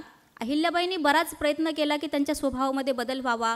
लहानपणापासून त्यांना सगळ्या प्रकारची शिकवणसुद्धा त्यांनी, जसं शिवरायांना यांनी घडवण्याचा प्रयत्न केला जिजाबाईंनी, तसाच प्रयत्न अहिल्याबाईंनी सुद्धा केला. परंतु काही स्वभाव दोष म्हणा किंवा जे काही असेल त्या पद्धतीने मालेराव जसे पाहिजे तसे घडू शकले नाहीत. पुढे म्हणजे असं म्हणता येईल की त्यांच्या वर्तनात जशी पाहिजे तशी सुधारणा झाली नाही. एक असा प्रसंग त्यांच्या आयुष्यातला आहे मालेरावांची की त्यांनी एका दासीबरोबर त्यांचं प्रेम प्रकरण आहे, ही वार्ता त्यांच्या कानावर गेली मालेरावांच्या, आणि मग त्यांनी त्यांना भर दरबारामध्ये मृत्यूदंडाची शिक्षा दिली. आणि ह्याच गोष्टी त्यांच्या स्वतःवर मानसिक परिणाम झाला मालेरावांच्याच, आणि ते स्वप्नात दिसणं वगैरे ह्या सगळ्या गोष्टीमुळे ते स्वतः खंगले. म्हणजे त्यांचं शरीर खूप कृश झालं, त्यांना जेवण, अन्न, पाणी काहीच गोड लागत नव्हतं, आणि यातच त्यांचं निधन झालं. म्हणजे पुत्र मालेरावसुद्धा त्यांना सोडून गेले. त्यांच्या 2 पत्नी ज्या आहेत त्यासुद्धा सती जाण्यासाठी निघाल्या. अहिल्याबाईंनी त्यांच्या 2 सुनांना, म्हणजे त्यांना सांगितले की तुम्ही सती जाऊ नका. म्हणजे त्या काळात सुद्धा ती गोष्ट खूप मोठी होती, आणि त्यांनी तो प्रयत्न केला की मी तुमचा मुलींसारखा सांभाळ करेल, परंतु तुम्ही सती जाण्याची आवश्यकता नाही. परंतु समाजमनाने ते मान्य केलं नाही. मुळात त्यांच्या आईवडिलांनी ते मान्य केलं नाही मुलींच्या. त्यामुळं मग अहिल्याबाईंचं तिथे काही चाललं नाही. मुलगी जी होती ती मुक्ताबाई, एक दिवस असाच भिल्लांचा प्रश्न समोर आला. भिल्ल ही जी जमात आहे, आदिवासी जमात, तर ती सातपुडा, निमाड हे जे विंध्य पर्वतरांगा आहेत त्यामध्ये निमाड जिल्हा, त्यामध्ये ही आदिवासी जमात राहायची. आणि जेव्हा वाटसरू किंवा प्रवासी त्या भागात जायचे तर त्यांना लुटणे आणि त्यांच्यापासून जे काही असेल ते मिळवणं हा त्यांचा उपजीविकेचा भाग होता. त्यामुळं मग सर्वसामान्य व्यापार करणारे व्यावसायिक म्हणा, जनतेच्या मनात एक धास्ती होती की आम्ही इकडे गेलो तर मरू किंवा काहीतरी आमची लुटालूट होईल.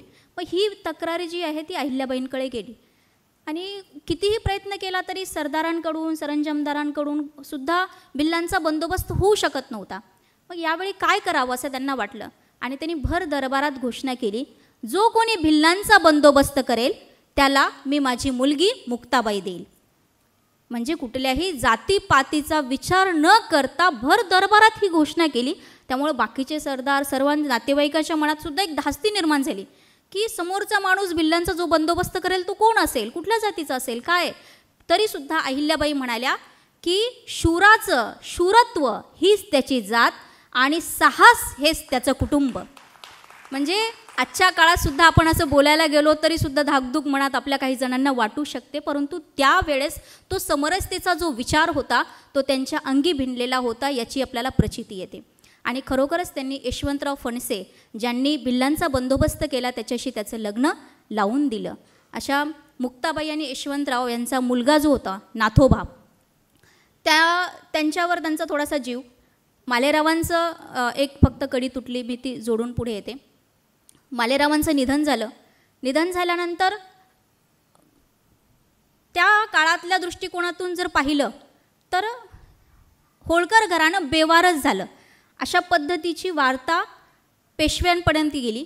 त्यातही राघोबा दादा, तुम्हाला सगळ्यांना माहिती आहे इतिहास, इतिहासामध्ये त्यांचं धचामा कुणी केला वगैरे सगळी प्रकरणं आपल्याला माहिती आहेत. त्यामुळे एक लालची पुरुष म्हणून त्यांना ओळखलं जातं. आणि त्यांच्यापर्यंत ही वार्ता गेली की आणि होळकर घराणं त्या काळातलं इतर मराठा सुभेदार सरदारांपेक्षा श्रीमंत घराणं होतं आणि तिथली दौलत जी आहे ती जास्त आहे आणि ती गादी बळकावी असा राघोबा दादांपर्यंत मेसेज गेला. आणि मग त्यांनी 50,000ची फौज सोबत घेतली आणि त्या उज्जैनपर्यंत ते चालून आले. ही खबर अहिल्याबाईंना यापूर्वीच लागली, कारण मल्हारराव असतानाच ते वेगवेगळ्या सुभेदार सरदारांशी वेगवेगळ्या प्रांताशी आंतरराष्ट्रीय संबंध ज्याला आपण आजच्या परिप्रेक्षात म्हणतो तसा तो संबंध सगळ्यांशी त्यांचा होता. त्यांनी सगळ्यांना पत्र लिहिली. त्यातही पहिलं पत्र लिहिलं माधवराव पेशव्यांना की राघोबा दादा हे अशा पद्धतीने वागणार आहेत किंवा वागत आहेत. माधवराव पेशव्यांनी त्यांना सांगितलं तुमच्या गादीबद्दल जो पापबुद्धी धरेल त्याचं तुम्ही बेलाशक पारिपत्य करावं, म्हणजे त्याला तुम्ही धडा शिकवा. थोडक्यात माधवरावांचा त्यांनी ती आज्ञा घेतली. बाकी सरदारांना पण कळवलं. मल्हाररावांनी केलेल्या कामाचं प्रचिती देऊन सगळ्यांना पत्र पाठवली. आणि अतिशय स्तुत्य बाब म्हणजे त्यांनी 500 महिलांची एक फौज तयार केली. म्हणजे त्या काळातसुद्धा महिलांना फौजेत येणं, सैन्यामध्ये भरती करण्याचं जे विलक्षण चातुर्य त्यांनी दाखवलं, ती महिलांची फौज तयार केली. आणि राघोबा दादा उज्जैनपर्यंत येऊन थांबले होते आणि आता कधी आक्रमण होणार अशा पद्धतीची ती परिस्थिती. आणि मग त्यांनी एक मुस्तद्दीपणाचं एक चांगलं उदाहरण त्यांनी राघोबा दादांना पत्र पाठवलं. संदेश घेऊन दूत गेला. त्यात लिहिलेलं होतं मी महिलांची फौज घेऊन लढेल, मी बाई आहे, एका बाईवर आक्रमण करणं तुम्हाला कितपत शोभेल तुम्ही पहा, मी हरले तरी माझी कीर्ती होईल, माझं नाव गाजेल, परंतु तुम्ही हारलात तर बाईसोबत हारलात, बाईसोबत झालेल्या युद्धात हारलात, म्हणून तुम्हाला जगात कुठेही तोंड दाखवायला जागा राहणार नाही, त्यामुळे आलात तर विचार करून चालून या. अतिशय मुस्तद्दीपणाचं हे उदाहरण होतं. पेच पडला ना राघोबा दादाला. आता काय करावं? त्यांनी सगळ्या सरदारांना विचारून पाहिलं. कुणीही सरदार म्हणतोय की आम्ही पुण्यश्लोक अहिल्यादेवींसोबत लढणार नाही, त्यांच्या विरुद्ध आम्ही तलवार उचलणार नाही. फजिती झाली राघोबा दादांची. ते म्हणाले की मी सांत्वन करण्यासाठी आलो होतो. मग ते म्हणाले सांत्वन करण्यासाठी आला होता तर एकटे या, स्वागत आहे, आणि शिप्रा नदी ओलांडून जर तुमचा एकही सैनिक पुढे आला तर तुमची खैर राहणार नाही. राघोबा दादा एकटे आले, सांत्वन करून जेवण करून निघून गेले. म्हणजे छत्रपती शिवरायानंतर जर मुस्तद्दीपणाचं सुंदर उदाहरण काय असेल तर अहिल्याबाई होळकर. जेव्हा त्यांचा जो एक मिनिट मध्येच थोडीशी कडी तुटलेली होती, जो आपण तो उदाहरण सांगितलं. महादजी शिंदे यांचं एक उदाहरण की त्यांचा म्हणजे प्रसंगावधान ज्याला आपण म्हणतो, भाषण चातुर्य असं ज्याला आपण संबोधतो. महादजी शिंदे जे होते आणि तुकोजी होळकरांकडे सुद्धा आता मालेरावानंतर सुभेदारकीची वस्त्र जी आलेली होती. अहिल्याबाईंनी मालेरावाच्या निधनानंतर म्हणजे मुलाच्या निधनानंतर वस्त्र स्वतःच्या नावे मागून घेतली. ती तुकोबा होळकर त्यांचे जे नातेवाईक होते त्यांना आर्मी म्हणजे फौजेचं जे अधिकार आहेत ते तुकोजी होळकरांना दिले आणि बाकी सगळा कारभार जो होता त्या मात्र अहिल्याबाई होळकरच पाहायच्या. जेव्हा महादजी शिंदे म्हणाले की बाई तुम्ही अंगवळणाची फार बोलणी बोलता, परंतु आम्ही पुरुष आहोत, आम्ही जर आमच्या ढंगावर आलो तर तुम्ही काय कराल? अहिल्याबाईंचा हजरजबाबीपणा. ते म्हणाले बेहतर तुम्ही आणि तुकोजी दोघेही इंदोरवर चालून या, हत्तीच्या पायातील साखळ दंड तुमच्या पायात नाही घातले तर सुभेदाराची सून म्हणवणार नाही. म्हणजे आणि महादजी शिंदेंना असं खूप इतकं ते लागलं आणि त्यांना वाटलं की आपण काय चुकीचं बोलून गेलो अचानकच.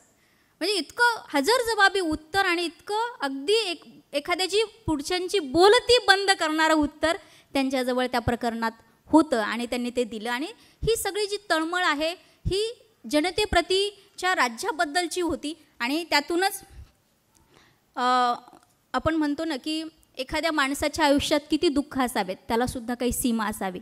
म्हणजे पतीचं निधन, सासरे, सासू, मुलगा हे सगळं होत असताना त्यांचा नातू जो होता नाथोबा, त्याचंसुद्धा क्षयरोगाच्या आजाराने निधन झालं.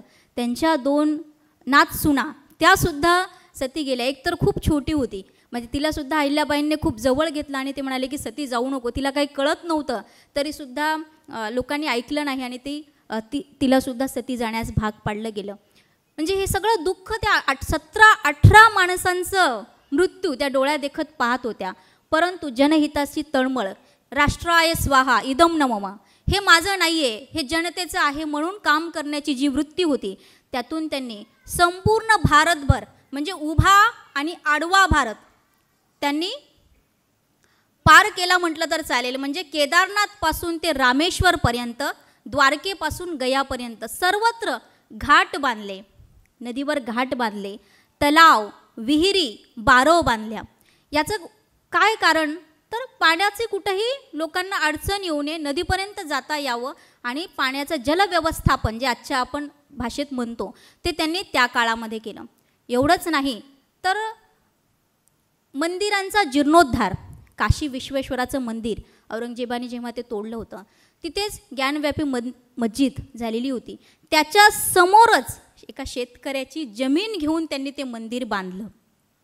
जेव्हा त्यांच्या लक्षात आलं की मुस्लिमांनी आक्रमणं जी आहेत किंवा यवन किंवा परकीय हे मंदिरांकडे का मागे लागले, म्हणजे मस्जिद बांधू शकतात ना, पण मंदिर का तोडतायत, याचं जेव्हा त्यांना उत्तर कळलं, त्यावेळेस त्यांच्या लक्षात आलं की मंदिरं, मठ ही जी आहेत ती हिंदूंच्या अस्मितेची केंद्र आहेत, संस्काराची केंद्र आहेत. ती जर तोडली तर, कारण देव मोठा, त्यालाच जर तोडलं तर मग कुठलाही आधार मिळणार नाही. त्यांच्या मनाचं खच्चीकरण करण्यासाठी हे होतं आहे. ही जेव्हा त्यांना जाणीव झाली त्यावेळेस त्यांनी मंदिरांचा जीर्णोद्धार केला, मंदिरं बांधली. म्हणजे हर हर महादेव ही जी गर्जना आहे ती त्या मंदिरांकडे पाहून पुन्हा एक हिंदू रक्त जे आहे ते सळसळावं या दृष्टिकोनातून तो मंदिरांचा उद्धार केला.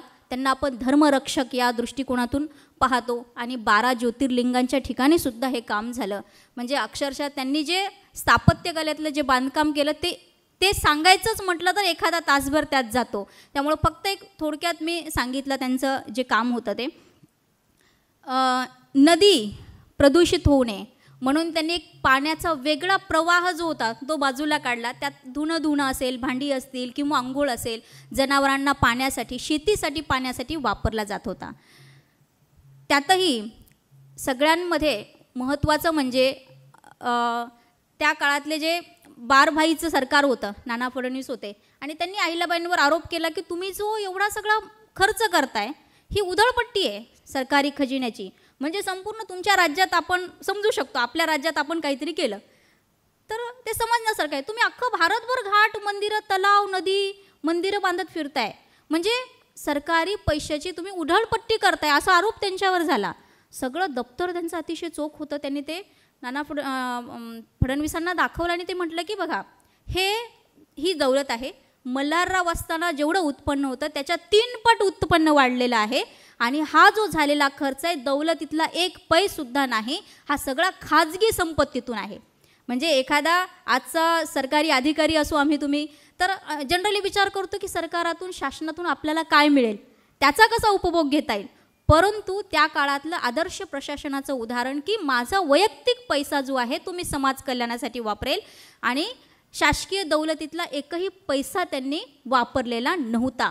ही सगळी जी घडण आहे ती मल्हाररावांच्या पठडीत घडल्यामुळे त्यांना ती मिळालेली होती आणि त्यांच्या त्या न्यायबुद्धीचं उदाहरण आहे. इंग्रजांच्या आक्रमणाची किंवा इंग्रज पुढे भारत बळकावणार आहेत ही एक भणक त्यांना लागली होती आणि त्यांनी पेशव्यांना सुद्धा ताकीद दिली होती की ब्रिटिशांचं इंग्रजी सैन्य तुम्ही घेऊ नका. परंतु सर्वत्रच अशी एक लाट पसरली होती की ब्रिटिशांचं सैन्य घेणं, स्वतःचं संरक्षण करणं आणि त्यांचा पगार जे काही तनखा असेल ते ब्रिटिश सैन्याला देणं. हे सगळे करत असताना अहिल्याबाईंनी मात्र काय केलं तर त्यांनी अमेरिकन JP बॉयड जे आहेत तर त्यांना बोलवलं. त्यांच्याकडून ब्रिटिश म्हणजे पाश्चात्य पद्धतीचं सैन्य तयार करून घेतलं, परंतु त्यांना फक्त पगार दिला. 2000 रुपये तनख्वा जो होता तो त्यांना मिळायचा. बंदुका त्यांच्या ताब्यात नव्हते, फक्त बंदुका खरेदी करता येत होतं, परंतु त्यासाठी लागणारा सगळा दारूगोळा जो होता तो अहिल्याबाईंच्या ताब्यात होता. म्हणजे पाश्चात्य पद्धतीचं सैन्य सगळ्यांनी उभारलं, अहिल्याबाईंनी पण उभारलं. पण फरक काय आहे तर ह्या त्यांच्या कंट्रोलमध्ये पूर्णतः गेल्या नाहीत, तर स्वतःचं सैन्यावर त्यांचं कंट्रोल होतं. चंद्रावत हा जो त्यांनी रामपूर बळकावण्याचा प्रयत्न केला आणि मल्हारराव नाही आहेत आता आणि मालेराव नाही आहेत, ही बाई एकटी आहे असा विचार करून त्यांनी ते आक्रमण केलं.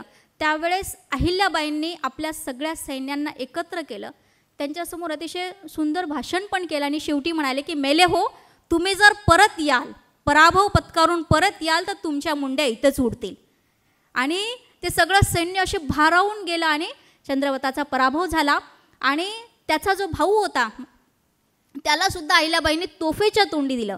म्हणजे ज्याला आपण म्हणतो की अतिशय कोमल मनाच्या किंवा ह्या, परंतु काही गोष्टीमध्ये जर समजून समोरचं ऐकत नसेल तर त्याला अद्दल घडवण्याची, शिक्षा घडवण्याची जी धमक होती ती अहिल्याबाईमध्ये होती. तसंच आपण रूपसिंह ह्याचं उदाहरणसुद्धा पाहिलं आत्ता चित्रफित पाहताना की त्यालासुद्धा मोठ्यात मोठी शिक्षा त्यांनी दिलेली होती. हे सगळं करत असताना माहेश्वर ही जी नगरी आहे ती त्यांनी स्वतः उभारली. म्हणजे आपण अर्बनायझेशनचं एक उत्तम उदाहरण ज्याला आपण म्हणतो, एखादं शहर घडवणं खूप मोठी गोष्ट आहे. आणि ते एवढं घडवलंच नाही तर तिथे सगळ्यांना, तिथे राजधानीसुद्धा हलवली आणि बाकी सर्वांना, कलाकार असतील, साहित्य, उद्योग, व्यापारी या सगळ्यांना त्या नगरीमध्ये त्यांचं स्वागत केलं. आणि त्यातही माहेश्वरी वस्त्र आपण ज्याला म्हणतो, साड्या, तर त्याचा उद्योग मोठ्या प्रमाणामध्ये तिथे चालला. आर्थिक एखाद्या देशाचा लाभ ज्याला आपण म्हणतो त्याचं गणित असतं की उत्पन्न वाढलं पाहिजे, त्याचं व्यवस्थापन झालं पाहिजे आणि त्याचा विनियोग झाला पाहिजे. हे तिन्हीचं सूत्र अहिल्याबाईंच्या माहेश्वर नगरीमध्ये होतं. त्यामुळे ते एकदम भरभराटीला गेलेलं नगर होतं. जसं इंद्रप्रस्थ नगरी आपण म्हणतो तसं माहेश्वर नगरीच्या त्या साम्राज्ञी झाल्या आणि अतिशय चांगल्या पद्धतीने ते राज्य चालत होतं. न्यायदानासाठी कधीही कुणालाही अडचण नव्हती कुठेही.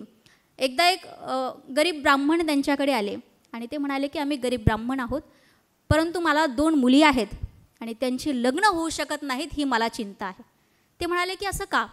तर ते म्हणाले की हुंडा मी देऊ शकत नाही आणि हुंडा दिल्याशिवाय माझ्या मुलींशी कोणी लग्न करणार नाही. त्यांनी लगेच कागद पेन घेतला आणि आदेश काढला. त्या आदेशात लिहिलं होतं, जो हुंडा घेईल त्याने जेवढा हुंडा घेतला तेवढा सरकारात जमा करायचा, जो हुंडा देईल त्याने त्याच्या दुप्पट रक्कम सरकारात जमा करायची आणि जो मध्यस्थी करेल त्याने जेवढं काही घेतलं तेवढं सरकारात जमा करायचं. कोणाची हिंमत होईल? त्या काळात हुंडाबंदी करण्याचा आदेश काढणं म्हणजे किती मोठी विचारांची प्रगल्भता आणि झेप आहे याचं म्हणजे आपल्या सगळ्यांना त्याची प्रचिती येऊ शकेल. त्यांची न्यायप्रियता एवढी सगळीकडे निष्णांत होती, सर्व परिचित होती की शेजारची पाजारची राज्यसुद्धा त्यांच्याकडे न्याय मागण्यासाठी यायची. एक जमिनीचा तुकडा होता, आत्तासुद्धा आपल्याला माहिती आहे की सीमावाद चालतो. कर्नाटक महाराष्ट्र सीमावाद आहे, बाकी राज्यांमध्ये सुद्धा सीमावाद आहे. बॉर्डरची जी जागा आहे ती यांची का त्यांची, असा वाद होता ग्वालेर आणि इंदोरमध्ये.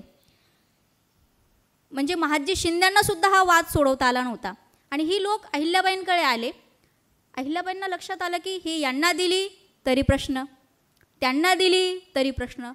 मग त्यांनी मध्यस्थ मार्ग काढला, गौतम बुद्धाचा मध्यम मार्ग त्यांनी तो स्वीकारला आणि त्यात त्यांनी सांगितलं की ही जी जागा आहे ते गुरांच्या चरणीसाठी वापरली जाईल, तुम्ही तुमचे गुरं चारवा, तुम्ही तुमचे गुरं चारवा. म्हणजे जागा यांनाही नाही त्यांनाही नाही, पण वाद सुटला आणि तो सगळ्यांना पटला, हे विशेष.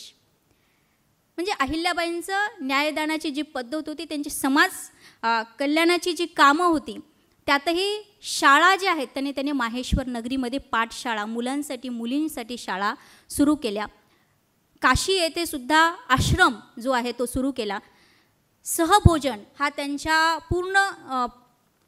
संपूर्ण कार्यातला खूप महत्त्वाचा भाग, की सर्वसामान्य गरीब जनता जी आहे, म्हणजे त्यांच्या राजवाड्यात काम करणारा साधारण व्यक्तीपर्यंत पासून ते सुभेदार किंवा त्यांची वरिष्ठ मंडळी सगळे एकत्र बसून जेवायचे. हे समरसतेचं अतिशय उत्तम उदाहरण म्हणता येईल, जे अहिल्याबाई होळकरांनी आपल्याला जाणवून दिलं. म्हणजे एकंदर तर स्त्री शक्ती, स्त्री सक्षमीकरणाचं एक उत्तम उदाहरण म्हणून अहिल्याबाईंकडे पाहिलं जाऊ शकतं, ज्याला आपण म्हणू शकतो की त्या काळातली स्त्री म्हणजे संपूर्ण महाराष्ट्र म्हणा तुम्ही, संपूर्ण भारतभर म्हणा, ज्या काळात अहिल्याबाई घडल्या, 28 वर्षाची प्रदीर्घ राज्यकर्ती, म्हणजे 28 वर्ष त्यांनी अतिशय चांगल्या पद्धतीने कल्याणकारी राज्य निर्माण केलं, घडवलं, ते सांभाळलं. अशा ते एकमेव स्त्री राज्यकर्त्या ठरतात. त्यामुळे महिला सक्षमीकरणाचं, स्त्री शक्तीचा आदर्श खऱ्या अर्थाने अहिल्याबाई होळकर होत, असं मला आजच्या प्रसंगी म्हणावंसं वाटतं. त्या एक कुशल प्रशासक आहेत, यासोबतच कल्याणकारी राज्याच्या राज्यकर्त्या आहेत. छत्रपती शिवरायांचं स्वराज्य हे हे हे राज्य व्हावे हे तो स्त्रींची इच्छा, या दृष्टिकोनातून स्वराज्य झालं. अहिल्याबाईंचं कल्याणकारी राज्य श्री शंकर आज्ञेवरून चालत असे. प्रत्येक त्यांच्या पत्रावर श्री शंकर आज्ञेवरून असं लिहूनच पुढचा मजकूर लिहिला जायचा. म्हणजे हे कल्याणकारी राज्य जे होतं ते अहिल्याबाईंचं होतं आणि ते शंकराच्या आज्ञेवरून चाललं जातं आहे ही त्यांची, म्हणजे इदम न मम, हे माझं नाही आहे, जे काही लिहिलं जातं आहे, केलं जातं आहे, ते शंकराच्या आज्ञेवरून केलं जातं आहे. हा त्यांच्या वृत्तीतला जो असं आपण म्हणतो ईशावास्य उपनिषदातलं ते वाक्य आहे, ईशावास्येन त्यक्तेन भुंजितः, म्हणजे जे काही आहे त्याचा कमीत कमीत उपभोग घेऊन मी हे सगळं करणार आहे, हे माझं नाही आहे, ही म्हणण्याची प्रवृत्ती जी होती की जी भारतीय ग्रंथातून, धार्मिक संस्कारातून येते, ती अहिल्याबाईंनी समाजासमोर ठेवली आणि जलकल्याणाचे एक उत्तम उदाहरण आपल्यासमोर सगळ्यांच्या समोर प्रस्थापित केलं. हे त्यांचं जे त्रिजन्मशताब्दी वर्ष आहे, त्यानिमित्ताने हे विचार सर्वत्र पोहोचले जावेत. अहिल्याबाई जनसामान्यांना, सर्वसामान्य महिलांपर्यंत पोहोचली जावी आणि ते विचार सगळ्यांनी आपण आचरणात आणावेत, अशी आजच्या या कार्यक्रमाच्या निमित्ताने मी आपल्या सर्वांना विनंती करते आणि विठ्ठल कांबळे सरांची आणि चेंबूर एज्युकेशन सोसायटीचे आभार व्यक्त करते की त्यांनी मला ही उत्तम संधी दिली आणि मला हा विषय आपल्या सर्वांसमोर मांडता आला.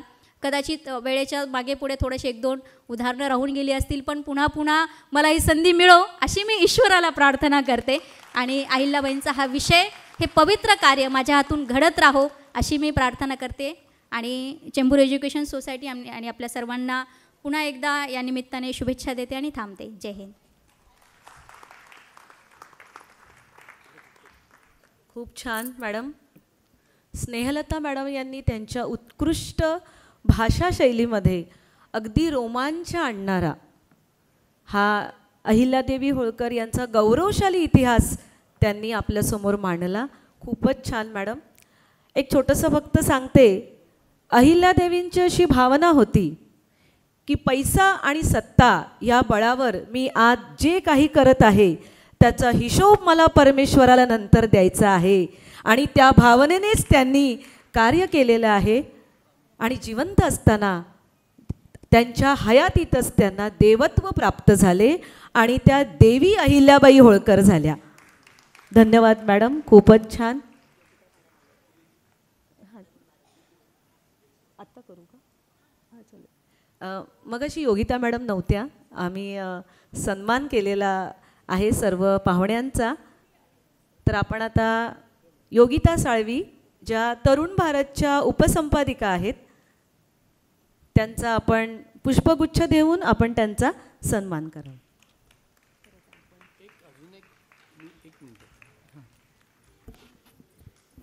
योगिता मॅडमचा अजून एक आपण सगळ्यांनी आजच्या दिवशी सन्मान करावा, तो म्हणजे त्यांनी लव जिहाद या विषयावरती जो आग्रही भूमिका घेतलेली आहे, ज्याच्यामुळे त्यांनी समाजात फार मोठं जागरण केलेलं आहे. आपण सगळ्यांनी टाळ्या वाजवून योगिताताईंचं याच्यासाठी मनपूर्वक अभिनंदन करावं. हां, धन्यवाद सर. आपण स्वतः या ठिकाणी आलात आणि त्यांचा उल्लेख केलात. यानंतर आजच्या कार्यक्रमाचे अध्यक्ष सन्माननीय श्री गिरीशजी देशपांडे सर यांना मी विनंती करते की त्यांनी आपलं मनोगत या ठिकाणी व्यक्त करावं.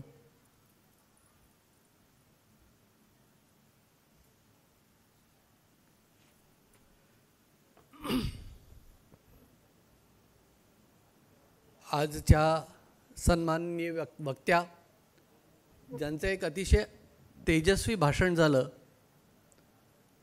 आजचे प्रमुख अतिथी जे आज त्यांच्या कार्यबाहुल्यामुळे इथे आता उपस्थित नाहीत, माननीय मंगलप्रभातजी, माझे चेंबूर एज्युकेशन सोसायटीचे सर्व ट्रस्टी सहकारी, उपस्थित शिक्षक, प्राचार्य आणि एवढ्या मोठ्या संख्येने उपस्थित असणारे आपण सगळेजण, आजचा कार्यक्रम हा खरोखर अतिशय दृष्ट लागावा असा झाला, होतो आहे असं मी निश्चित म्हणेन. एका उत्तुंग व्यक्तिमत्वाचं एवढ्या मोठ्या प्रमाणावरती आज आपण जे पाहतो आहोत दर्शन, हे दर्शन किती मोठं असावं. मला असं वाटतं की अहिल्याबाई होळकर यांचं जे तेज आहे हे आजच्या तरुण पिढीला त्याचं दर्शन होणं फार आवश्यक आहे. मराठी माध्यम जपणारे आम्ही चेंबूर एज्युकेशन सोसायटीचे जे सगळे कार्यकर्ते आहोत, त्यांच्यासाठी सुद्धा अहिल्याबाई हा एक फार मोठा आदर्श आहे. याचं कारण असं, माझं हे सांगणं थोडंसं गमतीदार वाटेल. अहिल्याबाईंनी ज्या ज्या ठिकाणी मंदिरांचं जीर्णोद्धारण केलं, ते काशीचं मंदिर असेल, ते सोरटी सोमनाथाचं असेल किंवा बद्री केदाराचं असेल किंवा रामेश्वराचं असेल, आणि ह्या ठिकाणी सगळीकडे मराठी पुजारी आज बघायला मिळतात. हा एक खूप दुर्मिळ योग आहे. आणि तुम्ही जर का बघितलं तर मी आत्ताच बोलत होतो, 99 ठिकाणी अहिल्याबाईंनी अशा पद्धतीने मंदिरांचा जीर्णोद्धार केला, पाण्याचं व्यवस्थापन केलं आणि महेश्वर ही जी एक आदर्श शहर वसवलं. त्या ठिकाणी तिथल्या विणकरांवरती मुसलमानांनी अत्याचार करून त्यांना हिंदूंना मुसलमान केलं होतं. त्यांच्यासाठी रेहवा म्हणून, रेहवा याचा अर्थ नर्मदा, नर्मदेचं संस्कृतमधलं नाव आहे रेहवा. रेहवा ही तिथे त्यांनी कारागिरांच्यासाठीची एक संस्था उभी केली. आपण असं म्हणतो की हा संपूर्ण देश आज खूप मोठ्या प्रमाणावर चर्चा चालू आहे, उत्तर भारत वेगळा, दक्षिण भारत वेगळा. पण त्या काळी या महान विदुषींनी गंगेचं जल नियमितपणे रामेश्वरावरती जावं आणि रामेश्वराच्या शिवलिंगावरती त्याचा अभिषेक व्हावा याची व्यवस्था केली होती. आणि अशा 12 ज्योतिर्लिंगांचं यांनी जीर्णोद्धारण केलेलं होतं. किती कामं सांगावीत. 500 ठिकाणी, आजच्या वक्त्या त्या म्हणल्या की 500 ठिकाणी त्यांनी विविध कामं उभी केली. अशा या अहिल्याबाई यांच्याबद्दल मला अजून एक असं म्हणावं असं वाटतं की ह्या अतिशय बालपणी विवाह करून होळकरांच्या घरी आल्या अहिल्याबाई, आणि ह्या ठिकाणी आल्यानंतर त्यांना त्यांचं जे शिक्षण दिलं त्या त्यांच्या सासूबाई आणि सासऱ्यांनासुद्धा आपण सगळ्यांनी वंदन करायला पाहिजे. एक सून म्हणून तिला न बघता त्यांनी आपली मुलगी म्हणून बघितलं. आणि आत्ताच सांगितलं की त्यांनी आपली झोळी पसरली. ज्यावेळी आपला मुलगा गेला त्यावेळी आपल्या सुनेसमोर त्यांनी आपली झोळी पसरली आणि सांगितलं की तू सती जाऊ नकोस, पुढचं राज्य तुला बघायचं आहे. आणि अशा या अत्यंत कर्तृत्ववान महिलेचं आज चरित्र आपण एवढ्या सगळ्या महिला वृंदांनी ऐकलं. आपल्या मुलांमध्ये याचा काही ना काहीतरी अंश आपण निश्चित रुजवाल. आपल्यात ह्याच्याबद्दल उत्सुकता निर्माण होईल आणि आपल्या मुलांवरती एक उत्कृष्ट संस्कार आपण करून देऊ शकाल याची मला खात्री वाटते. Chembur high school, Chembur education society, आत्ताच म्हणलं त्याप्रमाणे गेली अनेक वर्ष आम्ही वेगवेगळ्या पद्धतीचे उपक्रम राबवतो आहोत. हा एक छान उपक्रम, उत्तम उपक्रम आपण राबवला आहे. मराठी माध्यमाची शाळा चालवणं, मीही याच शाळेचा विद्यार्थी आहे आणि ह्या शाळेतनं निर्माण झालेले विद्यार्थी, अनेक विद्यार्थी आज खूप मोठ्या पदांवरती आहेत, खूप मोठे उद्योग करत आहेत, खूप मोठ्या जबाबदाऱ्या सांभाळत आहेत. IAS ऑफिसर, IPS ऑफिसर, आज आपल्यासमोर अग्निशमन दलातले, पोलीस दलातले सुद्धा इथे काही जण उपस्थित आहेत. आमचं सगळ्यांवरचं या संस्थेवरती प्रेम आहे आपणसुद्धा अनेक पालक इथे आज उपस्थित आहात आणि अशाच या प्रेमापोटी मी सहज ज्यावेळी मंगलजींना म्हणलं की मंगलजी आम्ही नवीन काही उपक्रम करतो आहोत, नवीन इमारत उभी करण्याचा प्रयत्न करतो आहोत, मी त्यांना निधीसंबंधी काहीही बोललं नाही, कारण मला माहिती आहे की आपण सगळे पालक आणि सगळे संस्थेचे शुभचिंतक ह्यांचेच हात एवढे मोठे आहेत की आम्हाला कुठलेही कसलीही कमी पडणार नाही आहे. पण तत्क्षणी मंगलजींनी मला कोणतीही सूचना न देता, मी काही न मागता इथे 1 कोटी रुपयांची राशी आपल्याला दिली. मला असं वाटतं हे आपण जे एक पुण्यकर्म करतो आहोत त्याचाच हा आशीर्वाद आहे. आजचा हा कार्यक्रम यशस्वी झाला असं मी निश्चित म्हणेन आणि आम्ही वारंवार असेच कार्यक्रम करू.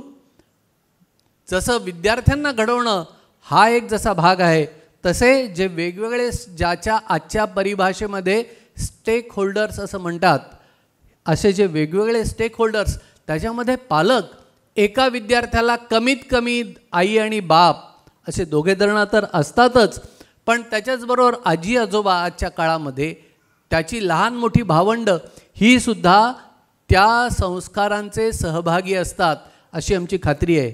आणि अशा आज आपण आलेल्या सगळ्या पालकांचं सुद्धा मी मनपूर्वक धन्यवाद व्यक्त करतो आणि असेच कार्यक्रम आपण वारंवार करूयात अशी मी ग्वाही देतो. आजच्या या भाषणाला मी येथेच विराम देतो. धन्यवाद.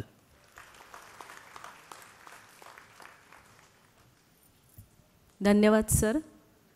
आपण आमच्याकडून जी अपेक्षा व्यक्त केलेली आहे ती नक्कीच आम्ही पूर्ण करू. पुण्यश्लोक देवी अहिल्याबाई होळकर यांच्या महाराष्ट्रात आम्ही राहतोय, त्यामुळे आम्ही सगळ्या भगिनी तितक्याच या निडर आणि बिनधास्त राहणार आहोत आणि आमची कर्तव्य व्यवस्थितपणे आम्ही पार पाडणार आहोत, कोणत्याही कुरबुरी न करता. सरांचं मार्गदर्शन या ठिकाणी सुरू असताना आपल्या विनंतीस मान देऊन Republican party of India Chembur विभागाचे अध्यक्ष श्री रवी गायकवाड या ठिकाणी उपस्थित राहिलेले आहेत. आपण त्यांचा पुष्पगुच्छ देऊन सत्कार करणार आहोत.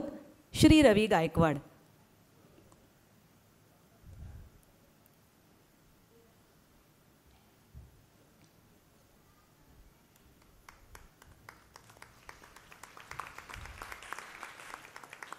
आमच्या शाळेवर या सर्वांचं अतिशय प्रेम आहे. धन्यवाद सर. आपण कार्यक्रमाच्या शेवटाकडे आता जात आहोत. आता आभार प्रदर्शनाचा कार्यक्रम आहे. आपल्या शालेय समिती अध्यक्षा श्रीमती भूषणाताई पाठारे मॅडम यांना मी विनंती करते की त्यांनी अतिथींचं आभार मानावेत.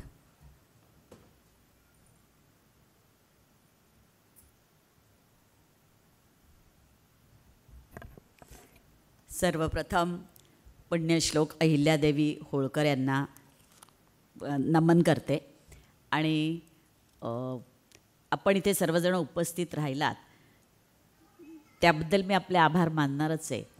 पण खरं तर आजचा हा जो कार्यक्रम आहे, साध्वी अहिल्यादेवी होळकर यांचं चरित्र आणि त्यांचं कर्तृत्व हे आजच्या पिढीला समजावून द्यावं, त्यांना कळावं या आणि त्यांच्यापासून काहीतरी आपण प्रेरणा घ्यावी यासाठी या एकाच ध्येयाने आम्ही आणि कर्तव्य भावनेने चेंबूर एज्युकेशन सोसायटीने आजच्या या कार्यक्रमाचे आयोजन केले. आपणही सर्वजण एक कर्तव्य म्हणून या कार्यक्रमात हजर राहिलात, त्यामुळे आपले आभार मानून मला आपला अपमान करण्याचा माझा इरादा नाही आहे, पण एक उपचार म्हणून ऋणनिर्देश आवश्यकच आहे. आभार प्रदर्शनाची जबाबदारी मी नक्कीच मला आवडते घ्यायला, कारण त्या निमित्ताने मला सगळ्यांचे व्यक्तिशः पण आभार मानता येतात. आणि आजच्या कार्यक्रमाविषयी बोलायचं झालं तर आजचे आपले जे प्रमुख पाहुणे होते, प्रमुख अतिथी होते, मंगलप्रभातजी लोढा, हे त्यांच्या अतिशय व्यस्त अशा कार्यक्रमातून इथे आले. खरं तर ते संपूर्ण वेळ इथे देणार होते, परंतु अचानकच त्यांना जावं लागल्यामुळे थोडासा हिरमोड झाला. पण तरी देखील त्यांनी इथे येऊन आपल्याला जे मार्गदर्शन केलं आणि त्याहूनही जास्त की आम्ही जो संकल्प आम्ही केलेला आहे की आमची शाळा जी आहे त्याला नवीन रूप आम्हाला द्यायचं आहे, नवीन इमारत आम्हाला त्याच्यासाठी करायची आहे आणि त्यासाठी त्यांनी स्वतःहून जे आम्हाला निधी जाहीर केलेला आहे त्याबद्दल मी खरोखरच आमच्या सोसायटीतर्फे त्यांचे खूप खूप आभार मानते.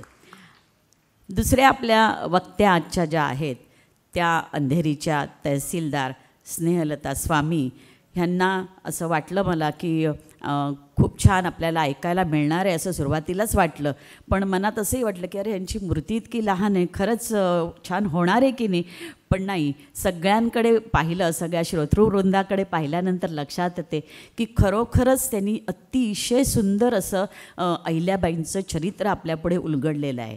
आपण सगळ्यांनी फक्त त्यांनी काय काय केलं आहे किंवा नर्मदा तीरी घाट बांधले, पाण्याची सोय केली, मंदिरं बांधली, एवढ्याच गोष्टी आपल्यापर्यंत सीमित होत्या. परंतु त्यांच्या व्यक्तिमत्वातले इतरही सगळे पैलू त्यांनी आज आपल्यासमोर उलगडून दाखवले आणि जे खरोखरच आपल्याला ज्ञात नसावेत असं मला तरी वाटतं, कारण मला स्वतःला हे सगळ्या गोष्टी माहीत नव्हत्या आणि म्हणून अशा या वक्त्यांचं खरोखर खरोखर खूप खूप आभार. त्याचप्रमाणे इथे आपल्या लोढाजींचे किंवा इतरही हे जे सगळं कार्यक्रम हा चालू आहे त्याविषयी एक माहिती देणं, पत्रकार इथे उपस्थित होते, सगळेजण वार्ताहर इथे आले होते, त्या सगळ्यांनाही मी खूप धन्यवाद देते, कारण असे हे जे कार्यक्रम आहेत हे लोकांपुढे जायला पाहिजे आणि आजच्या युगामध्ये हा एकच असं माध्यम आहे की ज्यातून हे सगळेजण बघत असणार आहेत. त्यामुळे त्यांचेही मी खूप खूप आभार मानते. आणि मुख्य म्हणजे हा कार्यक्रम आज आहे, पण त्याच्या आधी काल FM 90 हा जो रेडिओ आहे त्यांनी आमचे जी ध्वनिपीठ प्रसारित केली आणि त्यामुळे कळलं की आज हा असा कार्यक्रम इथे आहे, तर त्याच्या RJ कोमल ह्यांचेही मी खूप आभार मानते. तसंच इथे उपस्थित असलेले तुम्ही सर्वजण, तसं पाहिलं तर आजचा दिवस हा अतिशय घाईगडबडीचा म्हणजे रोजचाच आपला असतो, आज काही सुट्टी नाही आहे आणि सकाळची वेळ आहे. आमच्याकडे इथे येणारे हे जे पालक आणि आहेत ते सगळेजण खरोखरच त्यांना जराही उसंत नसते, पण तरीसुद्धा त्यातनं वेळात वेळ काढून तुम्ही सगळे इथे आलात. अंगणवाडी सेविका, आमच्या विद्यार्थ्यांचे पालक, इतर प्रतिष्ठित व्यक्ती, ज्यांना ज्यांना आम्ही आमंत्रण केलं त्यांच्यापैकी बरेचसे जण इथे उपस्थित राहिले, तेव्हा त्या सगळ्यांचेही मी खूप आभार मानते. सर्वात महत्त्वाचं म्हणजे आत्तापर्यंत जे जे काही बोललं गेलं ते आपल्यापर्यंत पोहोचवण्याचं काम करणारे जे ध्वनिक्षेपक यंत्रणा सांभाळणारे आहेत त्यांचेही आभार आणि बाकी गोष्टी पाहणारे आमच्या सोसायटीचे प्रकाश कांबळे यांचेही आभार. आणखीन हा जो कार्यक्रम आपण आत्ता इथे करतोय तो आता संपन्न होणार आहे थोड्याच वेळामध्ये, तर ह्या कार्यक्रमासाठी ज्यांनी ज्यांनी मेहनत घेतली त्या सगळ्यांचे, पण त्यात जास्त आमच्या प्राथमिक शाळेचे सगळे शिक्षक, सगळे कर्मचारी आणि त्यांचे सगळ्यांचे खूप आभार. नुसते आभार एवढ्यासाठी मानते मी त्यांचे की त्या प्रत्येक शिक्षकावरती जी जी जबाबदारी दिली होती ती जबाबदारी त्यांनी अगदी योग्यरित्या आणि योग्य वेळेमध्ये कुठलाही गोंधळ न घालता पार पाडलेली आहे. त्यामुळे खरोखरच ते कौतुकास पात्र आहेत. आणि एक महत्त्वाचं म्हणजे आपण एक व्हिडिओ क्लिप इथे पाहिली आणि ती व्हिडिओ क्लिप आपल्याला जी दाखवली, आपण पाहिलीत ती व्हिडिओ क्लिप आपल्याला मुंबई विद्यापीठातर्फे मिळालेली होती. त्यामुळे मुंबई विद्यापीठाचेही मी खूप आभार मानते. आणि एक अजून व्हायचं येते की म्हणजे शेवटाचा जो कार्यक्रम आहे की वंदे मातरम हे जे गीत होणार आहे ते संपूर्ण वंदे मातरम गीत आमच्या संस्थेच्या हितचिंतक शुक्ला सिंग मॅडम आणि त्यांची कन्या ह्या दोघीजणी आपल्या सुमधूर गोड आवाजात आपल्याला ऐकवणार आहेत आणि त्यासाठी मी त्यांनाही मनपूर्वक धन्यवाद देते, कारण त्या कुलाब्यावरून इथपर्यंत आलेल्या आहेत आपल्या या कार्यक्रमासाठी. खरोखरच त्यांचे खूप खूप आभार. आणि लास्ट बट नॉट लिस्ट की ह्या सगळ्या कार्यक्रमाचं जी आयोजन आहे किंवा कुठेतरी हा कार्यक्रम आपण करावा असं म्हणणारे आमच्या प्राथमिक शाळेचे मुख्याध्यापक श्रीयुत विठ्ठल कांबळे यांना खूप जोरदार टाळ्यांनी आपण सगळ्यांनी धन्यवाद देऊयात. आणि इथे मी थांबते आणि वंदे मातरम झाल्यानंतर आजच्या कार्यक्रमाची सांगता होईल. नमस्कार. धन्यवाद मॅडम. आपली नेहमीच कौतुकाची थाप, शाबासकीची थाप आम्हाला नेहमीच प्रेरणा देते आणि प्रोत्साहित करते. आता आपण सगळेजण वंदे मातरमसाठी सावधान स्थितीमध्ये उभं राहूया.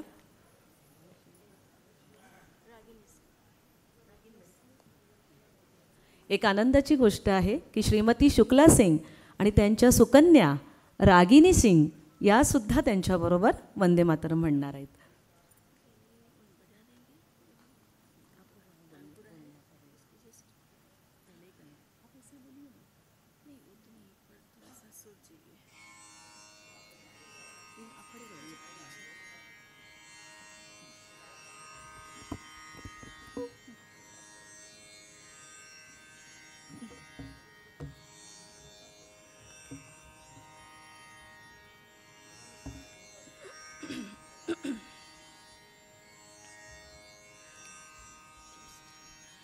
वंदे मातरम वंदे मातरम सुजलाम सुफलाम मलयज शीतलाम शश्यामलाम मातरम वंदे मातरम शुभ्रज्योत्स्ना पुलकितयामिनीं फुल्लकुसुमिता द्रुमदलशोभिनीं सुहासिनीं सुमधुरभाषिणीं सुखदां वरदां मातरं वन्दे मातरं कोटि कोटि कंठा कल कल निनाद कराले कोटि कोटि मुझे रित कर कर बाले अबला केनो मा एतो बले बाहुबल धारिणीं नमामि तारिणीं रिपुदल वारिणीं मातरं वन्दे मातरं तुम्ही विद्या तुम्ही धर्म तुम्ही रिदी तुम्ही मर्म त्वमिहि प्राणा शरीरे बाहुते तुम्ही मा शक्ति हृदये तुम्ही मा भक्ति तुम्हारी प्रतिमा गढ़ी मंदिरे मंदिरे वंदे मातरम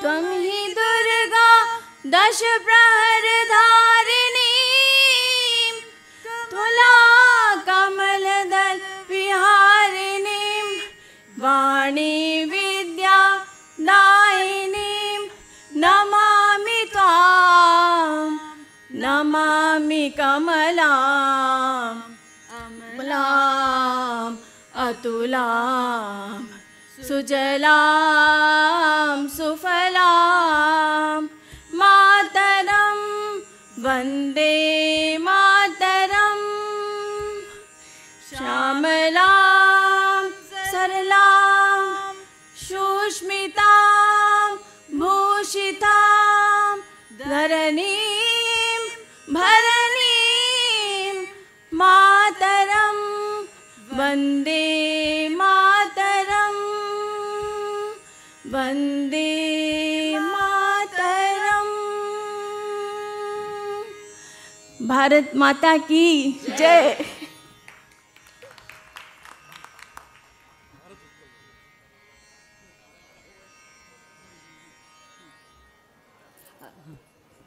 अध्यक्षांच्या संमतीने कार्यक्रम संपला असं मी जाहीर करते.